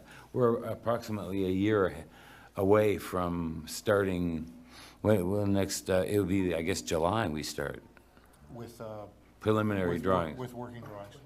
No, on the Gymnasium? gymnasium. So we should get preliminary monies in July, starting. And that would be preliminary planning. That might be a good time to revisit that at that time, when we have more of a mobilization, we have the different planning groups on campus and get, you know, the constituent groups involved and look at the alternatives and see. Through the capital outlay program, we don't have an alternative. That's not to say there isn't, but I don't know of one if there is at this time. Thank you. Trustee Dorn? So we are getting funded to replace the square footage of the old pool space. That is correct, and that was not the original take. Originally, the state had said, no, that space is not in use and has not been in use for more than a decade, and so you're going to lose that space. We were able to convince them, no, we need that space, and it actually held up the project for slightly more than a year. However, we were successful in getting all of that square footage back. And so, as with the Creative Arts Building, the constituent groups will determine how the square footage is to be built out in terms of classroom, offices. With the same constraints that we had in the Creative Arts Building. As Fred alluded to, there's a space inventory, and that inventory defines what those spaces can be used for. So right at the last moment, the state let me tag that as lab space. Lab space is our most, how do I say this? It requires the least definition. Yeah, flexible, thank you. It's the most flexible, so we can literally decide that's now going to be 6 classrooms that seat 30 people. Right, so it's actually up to those groups to even start to consider whether a pool is something they even want, right? Well, Even if there were, I mean, they're going to decide how that square footage is to be divided, the faculty and the staff. Yes. Yeah, I mean, it's really in their court first. Yes, I mean, it is defined in the state inventory as lab space. Okay. So how they choose to break that up along with the rest of the administration, we'll make that decision. In a similar fashion to the way we did creative arts. Right. I think as we If I may, President. Please. Levon, I think that once we start the planning for the PE complex, we'll come back and talk about the decision-making process. Because it's not up to each group to decide how to use it, so we'll clarify what the process is to determine how the space is used. And if I remember correctly, part of the issue with the pool was the water table here that created the issue. Was that? What's currently underneath the pool are two distinct faults. Okay. The bedrock is no longer, it's now a giant gravel pit. So there is no way to make the pool in its current state hold water. Okay. We done? Well, Just a question.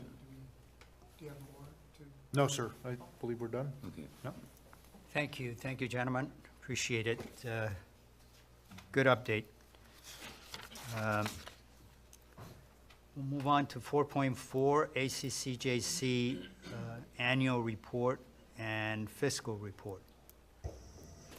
So I'm happy to answer any questions about the annual report, and Julia about the fiscal report. But before I open it up for questions, I just wanted to note that they changed the annual report a bit once again. Prior to the new president coming in for the ACCJC, it was much longer with a lot of open-ended responses. So they've streamlined it. I think that they're trying to use it now as a way of catching colleges that should be putting through substantive change proposals. So they want us to tell them about changes in growth of the college and growth of programs, and then that, if it's above a certain point, it triggers a response that we have to put in now. We didn't have any programs that changed to a significant degree like that. They removed the questions where we used to have to say what percentage of our courses and programs had ongoing SLO assessment. So that question was causing a lot of problems for colleges in terms of how they defined that, and schools were interpreting that very differently. So they removed those questions, and then they added the stretch goals to all of the institution set standards. So those were the primary changes to the annual report. All right. Trustee Dorn, question for Dr. Hill? Right, Dr. Hill. On number 18, the job placement rates, there seems to be a downward trend in those years. We already have discussed at previous board meetings how this data is pretty outdated. But is there a reason? Is that a reporting change, or why would we see that pretty much through everything? I think I'm not quite sure why the trend over quite a few of the programs is downward. I know that a lot of these programs don't have a whole lot of students where we're actually able to track their tax income. That was where this data comes from.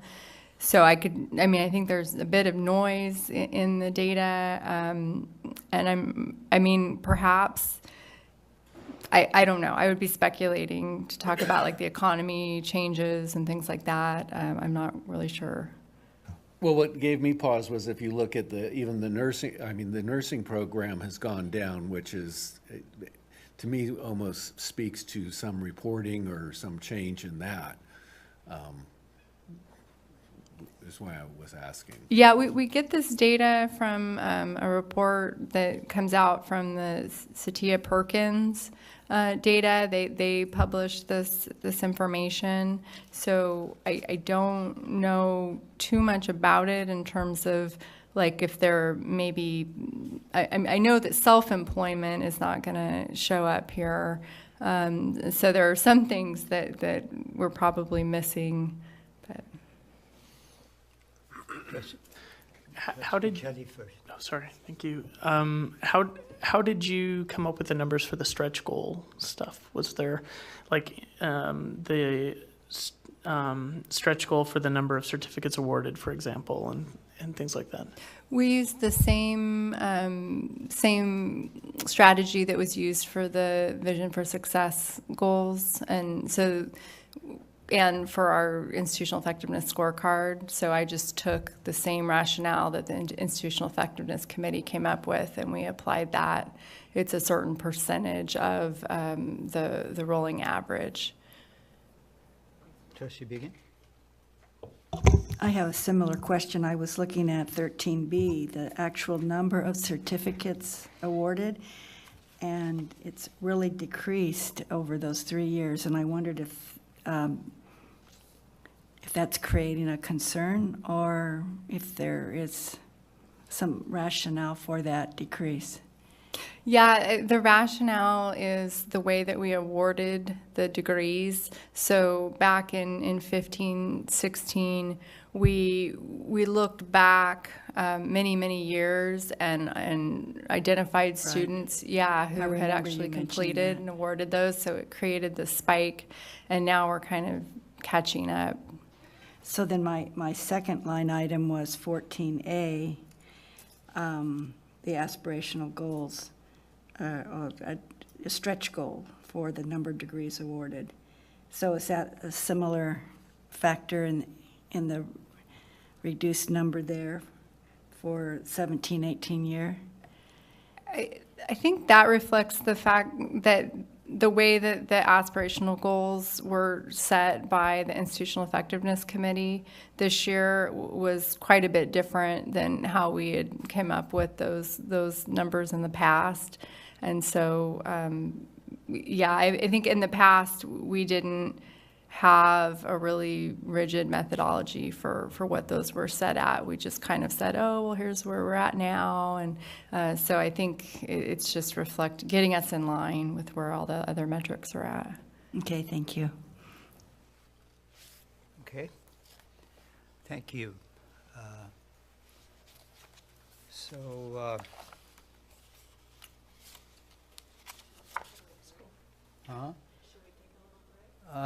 I think we'll take a little break before we go into closed session. Would that be all right? Unless you think so? Hopefully not. Okay. Well, why don't we take an 8-minute break, be back here at 3. Did we want to finish out the fiscal report at all? Yeah, well, did you have any questions or concerns? I thought they were together. Yeah, and unless you have a question for her, yeah. So, okay, we'll take a 7.5-minute break, thanks to Trustee Kelly. We'll go on strike. 30 seconds, be back at 3. Put it to good use. No, you keep going. Huh? It is now. Now it should be, since I turned it on. Before was dysfunctional because I turned it off. Hi, Cindy. Will you offer the board my regrets for not being able to make it to the meeting today? This is the only day when I can conference with my English 1B students regarding their final research essays, and pretty much the whole day is taken up with our meetings. Please tell them that I have been honored to work with them over the past 2 years, and I look forward to seeing some of them at commencement on Saturday the 18th. Peter Blakemore. So we don't have, are you going to? CRFO. Great. Okay. So we'll move on to 5.2 CRFO. Michelle Haggerty, please give us your report.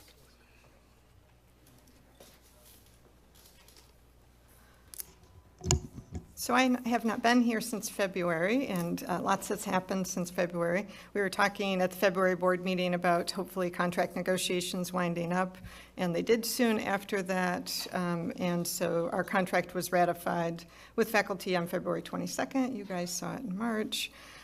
So it moved forward pretty quickly.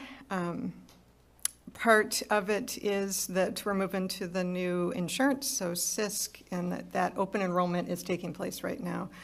All of our forms are due at the end of this week. So I feel that the contract is good and fair for faculty and for the district. The The contract does allow for reopeners for salary for the last year of the contract, and part of that is a result of the funding formula and not really being sure how it is that that's going to work itself out. So CRFO is in frequent contact with Dr. Flamer and Vice President Morrison regarding budget scenarios and kind of what different directions could look like. So CRFO is very aware of that. I did go to Sacramento at the beginning of March for a policy and advocacy conference, and that was through the statewide faculty organization, FAC. As part of the conference, we attended legislative visits with Jim Wood and Mike McGuire. Jim Wood was not there to meet with us. We did meet with the legislative aide. That was very helpful, though. It was a former HSU student, so somebody who knew our area quite well.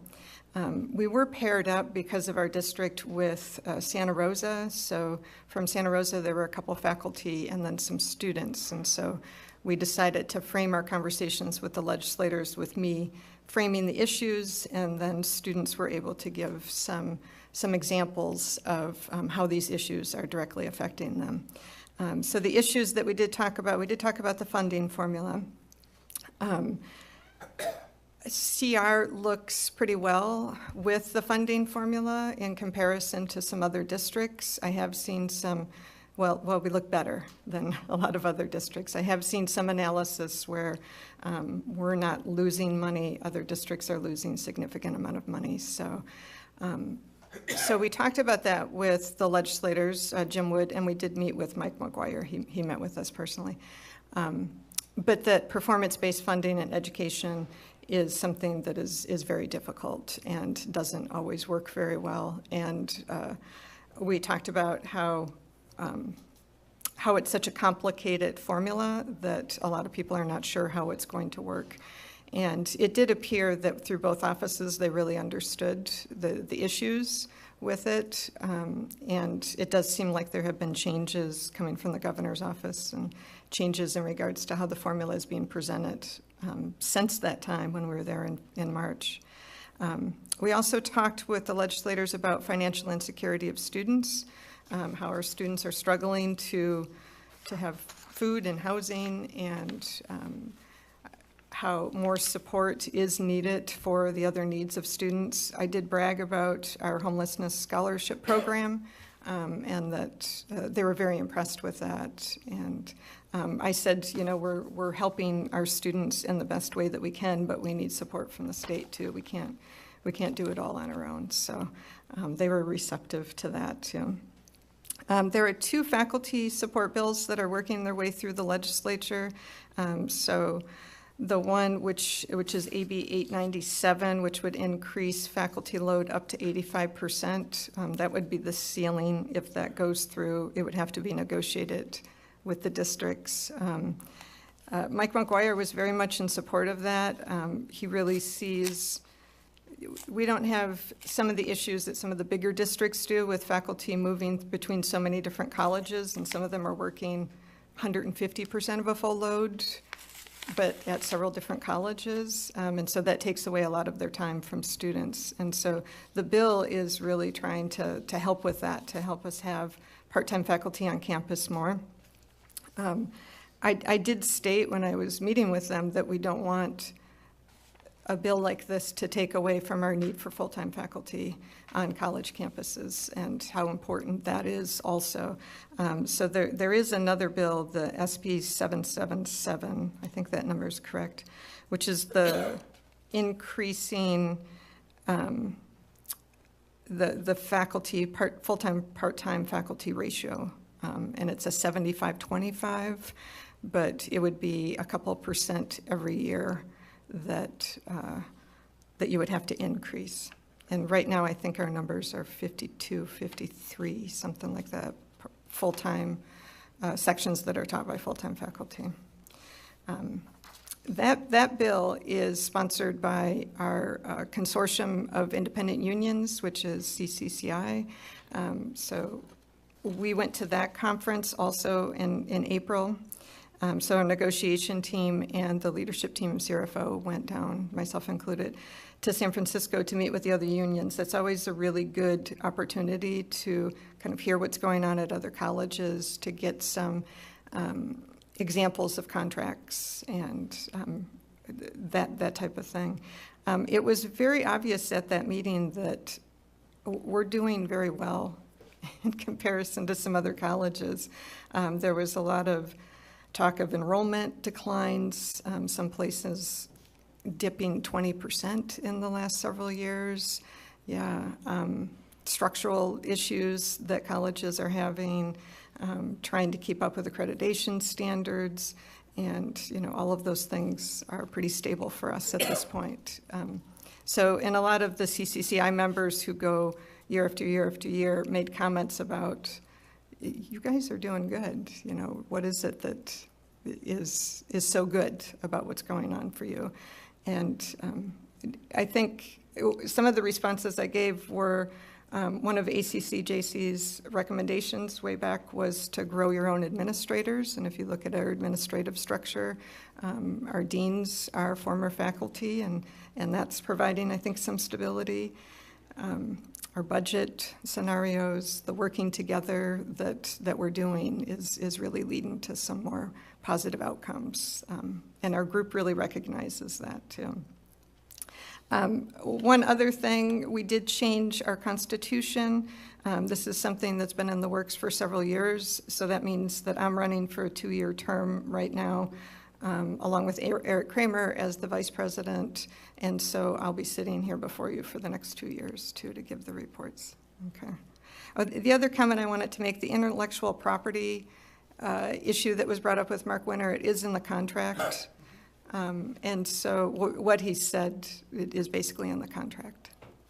Okay, so we do have it codified somewhere. All right. Any questions? Thank you for having us on the agenda. You bet. Thank you, Professor Haggerty. We'll move on to CSCA. And I don't see Tammy. No CSCA. Okay. Management Council, Mr. Waters.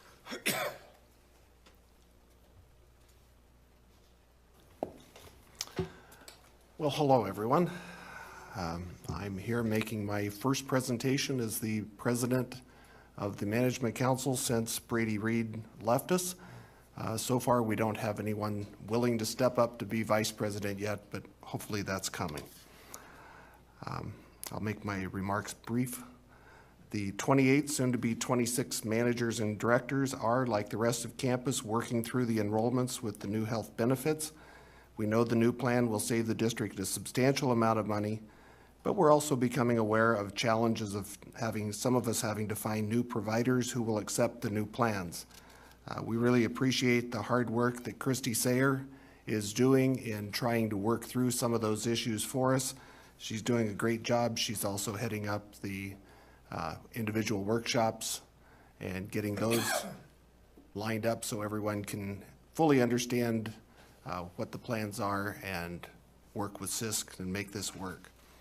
As already been mentioned, Gary Patrick and Stephen Roper will soon be leaving their college employment. They've been a huge asset to the college, and fortunately their expertise will continue to help us, just in a different capacity. We wish them nothing but continued success in their new positions. Their success in that position is a success for the college. So they will both be missed, and we wish them well. And last, it's the end of the semester. For many on campus, it's the beginning of vacation. For managers and directors and some of the others, it's just the ending of one semester while getting ready for summer semester and getting ready for fall. Our work continues, and I want to say it's an honor to work with a group so committed to the success of the college and the students. I want to thank each of them, each of our members, for their tireless work throughout the year, and look forward to working with you into the future. That's short and sweet in my report. Thank you, Ron. And we don't have a student trustee, so we'll move on to 6.1. Dr. Kramer. Thank you. On March 5th, the Board of Trustees sent a letter to the Board of Supervisors asking for their help to identify or procure a sworn or a post-certified sheriff's deputy for the campus. We have yet to have a response from the supervisors. And President of the Board, EMOD, also contacted his supervisor, Mike Wilson, to ask for a response, and there has been no response to date to that. I received word from our attorney last week that, based on Ed Code, we are allowed to have a sworn police officer department on this campus. So I informed President Emott and Vice President Mullery last week that I intend to move forward with developing and creating a armed police force on this campus. I still have to work out what the details are, but I'll be working with the attorney starting tomorrow, but I want to move as quickly as we can. And why do we need to do this? All we have to do is look back to what happened in Virginia Tech, and most recently in North Carolina, Charlotte. And even this afternoon, there was a shooting of a few high school students killed at a suburban Denver high school. And it's still going on now. And quite frankly, we can't afford to wait. I think we're in borrowed time, as President Emott and the board has said before. It's just a matter of time, and we're not ready for that. And so now we're going to take matters in our own hand and move forward. So I just wanted the board to know that part. The other, I want to also say that there was a question related, Trustee Dorn sent me an email with a copy to President Emott regarding how we're going to name our facilities. And I'm going to, and I just want the board to know, although I sent you a copy of the letter that Professor Hooper wrote, I want to send that back to have the dean make sure that all the faculty, but the art and music departments signed off on it, so it'll come back as a departmental request, and I'll send that back through in October. And my last comment, I want to thank Joe Hash and Kente Johnson for presenting about our homeless project, both what we're doing and what we plan to do. They did a presentation to the Board of Supervisors this morning, and I understand it's been well received, and all the supervisors had some advice, but we also called on them to do what they can to help us solve these problems, not just for CR students, but connecting to our community. So we're going to move forward and with those connections and see how we can move forward for the institution. That's the. So I had two questions. One was in the letter to the Board of Supervisors not being answered. Rex is the chair, isn't he? He is the board chair. Right. It seems like you or either yourself or President Emott should contact him directly. I did that. And what's his reasoning for not answering? He didn't give a reason why he didn't answer, but he did promise to answer, and he has yet to do so. Yeah, that's interesting. So the other thing regarding the naming of the buildings, at one point in time, after my second recommendation for naming another building did not go well, we had talked about looking at the board policy, reviewing the board policy, the strong points of it and the weak points of it. And I was wondering, have you considered that again, or? I have not, but I would ask the board for direction at the end of this meeting to see Okay. what the board would like to do. Okay, thank you. Trustee Matthews? I just have a question about the idea of our sworn police force on campus, which seems to me a direction, since we have the ability, the legal ability to do that, that certainly should be pursued. And my question, because obviously it would cost money, is there any additional type of funding available to support that, or are we going to be on our own, so to speak, to support it out of our current budget? I think that we will be on our own to support it on our current general fund, but I know that there are grants, both state and nationally, that will go after. Right now, the grant period is a little late, but we plan on pursuing grants. Trustee Dorn? So that reminds me, after we hear Mr. Hash's report on the homeless potentially in the parking lot for the evenings, it seems like that would also be something to put in front of the supervisors, that we are now going to have more students all night long, that we do need some county law enforcement. And I think Joe Hash will talk about that during his report. Okay. Thank you, President Flamer. We move on to Dr. Hill. I just wanted to follow up on Professor Winter's presentation about the OEI. And so the Senate, after discussing for, I don't know, about the last 2 years in a lot of detail about whether or not to join the OEI, and actually the consortium has changed during that time, as he explained. But the Senate finally passed a resolution to join.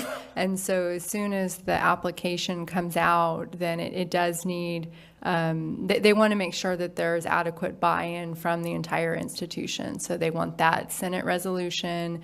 They want the board to sign off. So they will bring that up as soon as the application comes out, and then we need to get a group in place that will review courses against the rubric and start to get courses actually in the consortium. And all of those courses are courses that are part of an associate degree for transfer. So they're being pretty specific about how they go about this. So that's exciting. And then also, since I wrote this, we CR has sent and is sending daily extracts of all of our summer courses to be part of this Finish Faster online initiative, so that CSU students can see our summer online offerings and have those available to take. And then in terms of guided pathways, we have 6 amazing faculty guided pathways coordinators who I just met with them. They invited our regional coordinator from the state level to talk with them today, and they're talking about first-year sequences for students, and they're also really excited to develop some first-year experience GS classes that are themed specifically around meta majors, so like a themed one around STEM. So all of the STEM students would take the same first-year experience course that would be team taught by key faculty. So their faculty are getting really excited, and counselors are getting really excited about moving this work forward. Okay, any comments or questions? Thank you, Dr. Hill. Vice President Morrison. So an update on the written update on the bookstore RFP. I think that just this morning, the contract between it's actually going to be the foundation, the district foundation, and the and MBS, the new virtual bookstore vendor, has been finalized and is just awaiting signature, so we can move forward with the implementation piece. So that's really exciting. And the other thing I would like to add is that we now, this coming week, and I believe one session the following week, but there are a few budget open forums scheduled. 3 will be here on the Eureka campus, and 1 will be in Del Norte. That email was sent out early this afternoon by Sarah Stolt, my administrative assistant. And it will just be to discuss the preliminary 2019-20 budget as well as the multi-year forecast.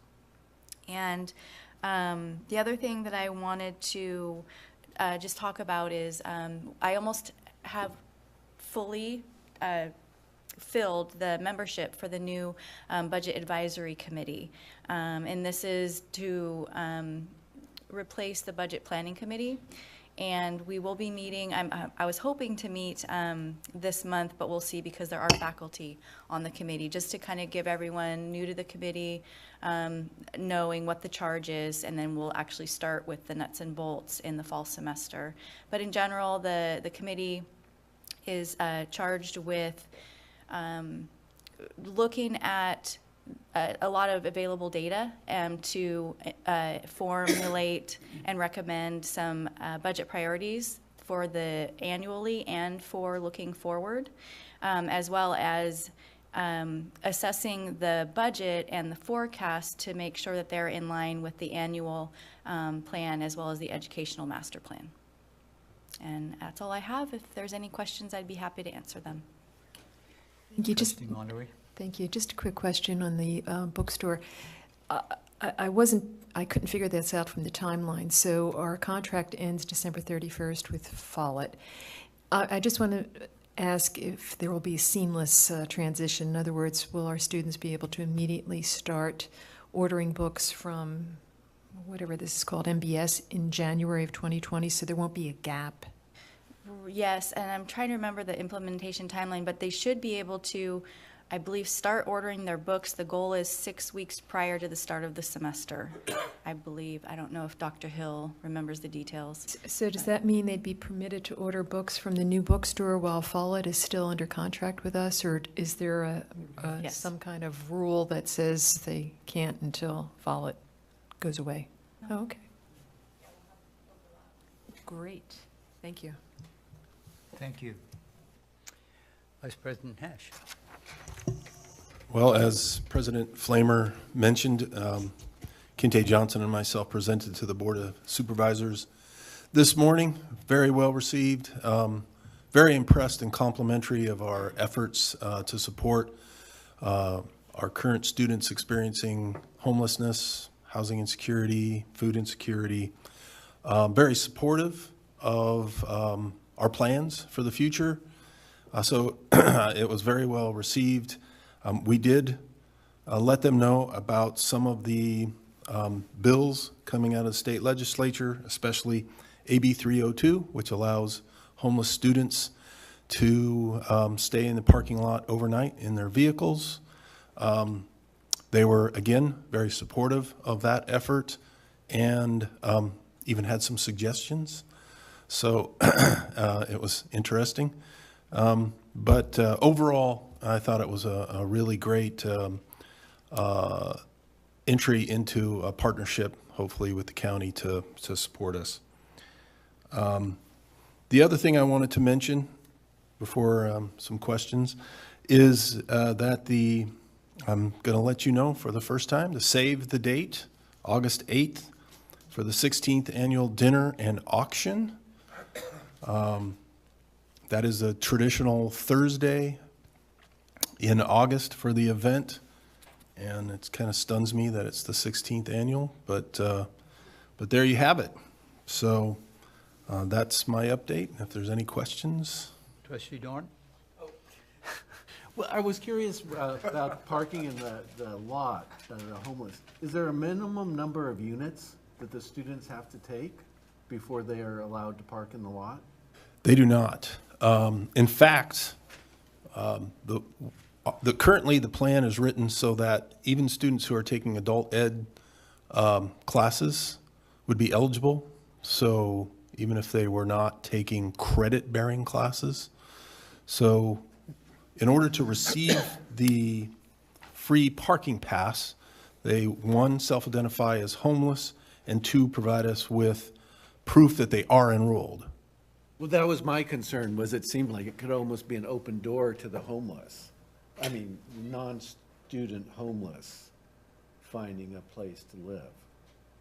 President Flamer? No, actually, it has to, they have to be enrolled CR students, but they also have to be in good academic standing as well. So those Yes. are two of the guidelines. But there's no minimum units. You There are is correct. no- There's no minimum units. There's no minimum, correct.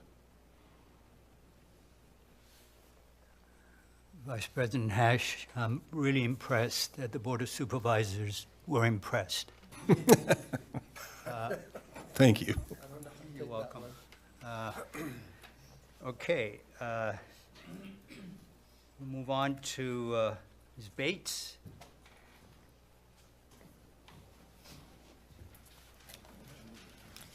Good afternoon. Good afternoon. As you saw in my report, professional development and HR has had a really good year this year in terms of the number of trainings and the number of attendees. And we are already planning for next year, which I think is why we've done better this year than last year, is we're planning way ahead. Our surveys have been extremely helpful. And as for convocation, we're just about done with that schedule as well, which will be posted earlier than ever this year. We're trying to get that nipped in the bud before faculty leave for the break, so that they're aware of everything and that anyone who's going to present knows they're going to present. So, yeah, that's basically it for my report. Any questions? Any questions for Ms. Bates? Thank Thank you. Thank you. Mr. Coelho. With a very comprehensive report you attached. Thank you for that. Thank you. Appreciate that. So it's been 9 weeks since President Flamer has asked me to focus all my energies on the foundation. We've made quite a bit of headway. The most important piece being that we've drafted a strategic plan. And I want to thank Trustee Mullery and Trustee Kelly for being part of that group. We will be reviewing that draft next week during the foundation board meeting. That time we'll also be discussing 5 projects that are currently underway and 7 potential larger projects that the foundation can support. The projects include supporting of various programs and departments on campus here and across the district, workforce and economic development collaborations, and facilitating workshops and summits in support of community issues. If you have any questions. What was the outcome of your listening effort with community staff, faculty members? You were having meetings with folks, breakfast, coffee, to get their input. How did that go? In talking to faculty, staff on campus, there's definitely some significant projects that I think the foundation can get behind. There was a lot of excitement, I think, on our strategic planning committee on opportunities that are available. They are large in scope, which means that they really fit the strategic approach that the foundation now wants to take, which is building these larger collaborations across the community, which would involve obviously us as the academic force, but foundations, nonprofits, government, private business, and being able to work in these larger groups in order to try to not only address district issues, but issues within the community. In our conversations out in the community so far, leaders in all sorts of different sectors are very supportive. I think they're excited to have somebody else to collaborate with, and I think this will garner even more support of our existing kind of scholarship and internship programs as well. Great, thank you. Any questions for Mr. Coelho? Thank you, Marty. Okay, thanks. Appreciate it. Okay, move on to trustee requests to place an item on the future agenda or direct staff to give a regular report. I think the question that Trustee Dorn raised regarding naming of the buildings, I think is a very important issue. I think we should give that matter a lot of thought and codify in some kind of a policy, because A, we have very limited resources, and B, everyone would want to name a building after someone that they respect and like and care for. And we need to have a process as to how we arrive at that, not because a department asked for it or someone in the community asked for it or a trustee asked for it, but does that person that we are being asked to name a building after meets a preset criteria that is applied to everyone. And so I think that that is an important matter for President Flamer to take on and bring back at some future date a discussion. And I assume that you would want to involve the college community in that discussion and the board and so forth and so on. Does that meet with your approval, consensus? Yes, I would just point out that we do have a policy in place. Yes. And so, obviously, it's going to be looking at, what is the policy lacking, if it's lacking something. Yeah, I think so. I think that's what Richard, Trustee Dorn wants. After Dr. Portugal, I made another recommendation regarding a building and an individual. And it went a little sideways. And that was why Dr. Flamer and I, in a conversation, said, we really should review the policy now that we've had 2 examples and we have a third one coming up. Just review the policy, see where the strong points were, where the weak points, where it went astray, and then perhaps it doesn't need revision, perhaps it needs a little just tweaking here and there. Okay, I think you have consensus on the part of the board to move forward. And then, Oh, Trustee Biggin, and then I have Trustee- another agenda item I'd like to propose. All right. The National Trustee Conference is going to be in San Francisco in October. I'd like to put that on the agenda and see if we can identify the trustees that are interested in attending and if we have the funding for them to attend. Okay. So is that appropriate or not? I think that's one of those items that really doesn't need to go through this process. I Okay. think that's agendized that, that's standard. Because I think it's important to know what the budget's like, because if there's 7 that want to go and we are only budgeted for 3, Sure. then what's the process? And I think we will do that and discuss it. And basically, I've got the schedule here, it's been out for quite a while, but it's like a Wednesday through a Saturday morning conference. And there are some expenses involved because it's in San Francisco. Of course, but then on the other hand, you can drive, and that Yeah. saves a lot of money. So, Trustee Kelly? So, you mentioned from going to the conference that everybody's talking about the funding formula and the fears. There's the rural college district element to it that you've tried to address with mail before. We talked about advocating. Should we think through for a future agenda item approaching this through advocacy, protest, gosh, it sounds ridiculous, through the media, something where we're pushing back sooner rather than later on what is potentially a disaster for our budget? I guess what I'm looking for is, should there be something formal from the board? I had something similar, but a little bit of a tweak that I wanted to ask the board for. I think, I threw out advocating regarding the budgets, and we sort of got side stepped. And I was going to ask that the president come up with a plan for how we could get in front of our elected members. CRFO already met with Woods and McGuire. It seems to me that our 2 presidents should follow up and meet with them as well to discuss it, and the vice president one-on-one face. And we really should follow that. Trustee Keller be more aggressive than sit here and go, oh, shit, when we go south. Yeah, and maybe collaborate with other regional partners, like maybe the Board of Supervisors or others, to, what are we going to do if the state doesn't have our back on this? Bring them into those conversations. I don't know.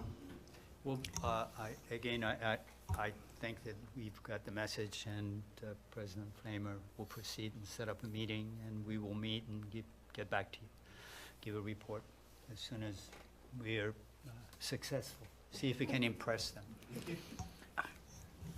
I just wanted to make one comment. Our district is really lucky with this funding formula. We have some advantages that most districts don't have. We're doing very, very well. With the meetings that I've been going to, we had one trustee who came and wanted to throw the baby out with the bathwater, and it's like the horse is out of the barn, and we just have to work on some of the criteria that we can tweak that will have the least amount of impact on us. But it's this big picture, and it's very complicated. But I feel very fortunate that we are in such a good position that we are with this funding formula. I really do. If we get any money. Okay, Trustee Mallory. Yeah, on that same point, one thing that came through loud and clear at this conference was what the state wants to hear are recommendations. They don't want to hear a bunch of trustees sitting around, whining, for lack of a better word, and saying, we're at the edge of the cliff and we're going to go over it. There are groups that are writing substantive recommendations, CCCT and probably your group. So I think it might be useful for us to get a hold of those recommendations and see if we are supportive of the recommendations before we have any meetings. And, as Trustee Kelly has pointed out, the importance of, collaborating and reaching out to partners. If we can get on board with some of these larger groups who are making substantive recommendations, that might help us frame our conversation. That's a very good point. Thank you. Will do. Okay, are we done with requests? Excellent job. We will take a 8-minute break, and then we'll move into closed session. In closed session, we'll discuss President's goals and evaluation. Any comments? If not, we stand adjourned until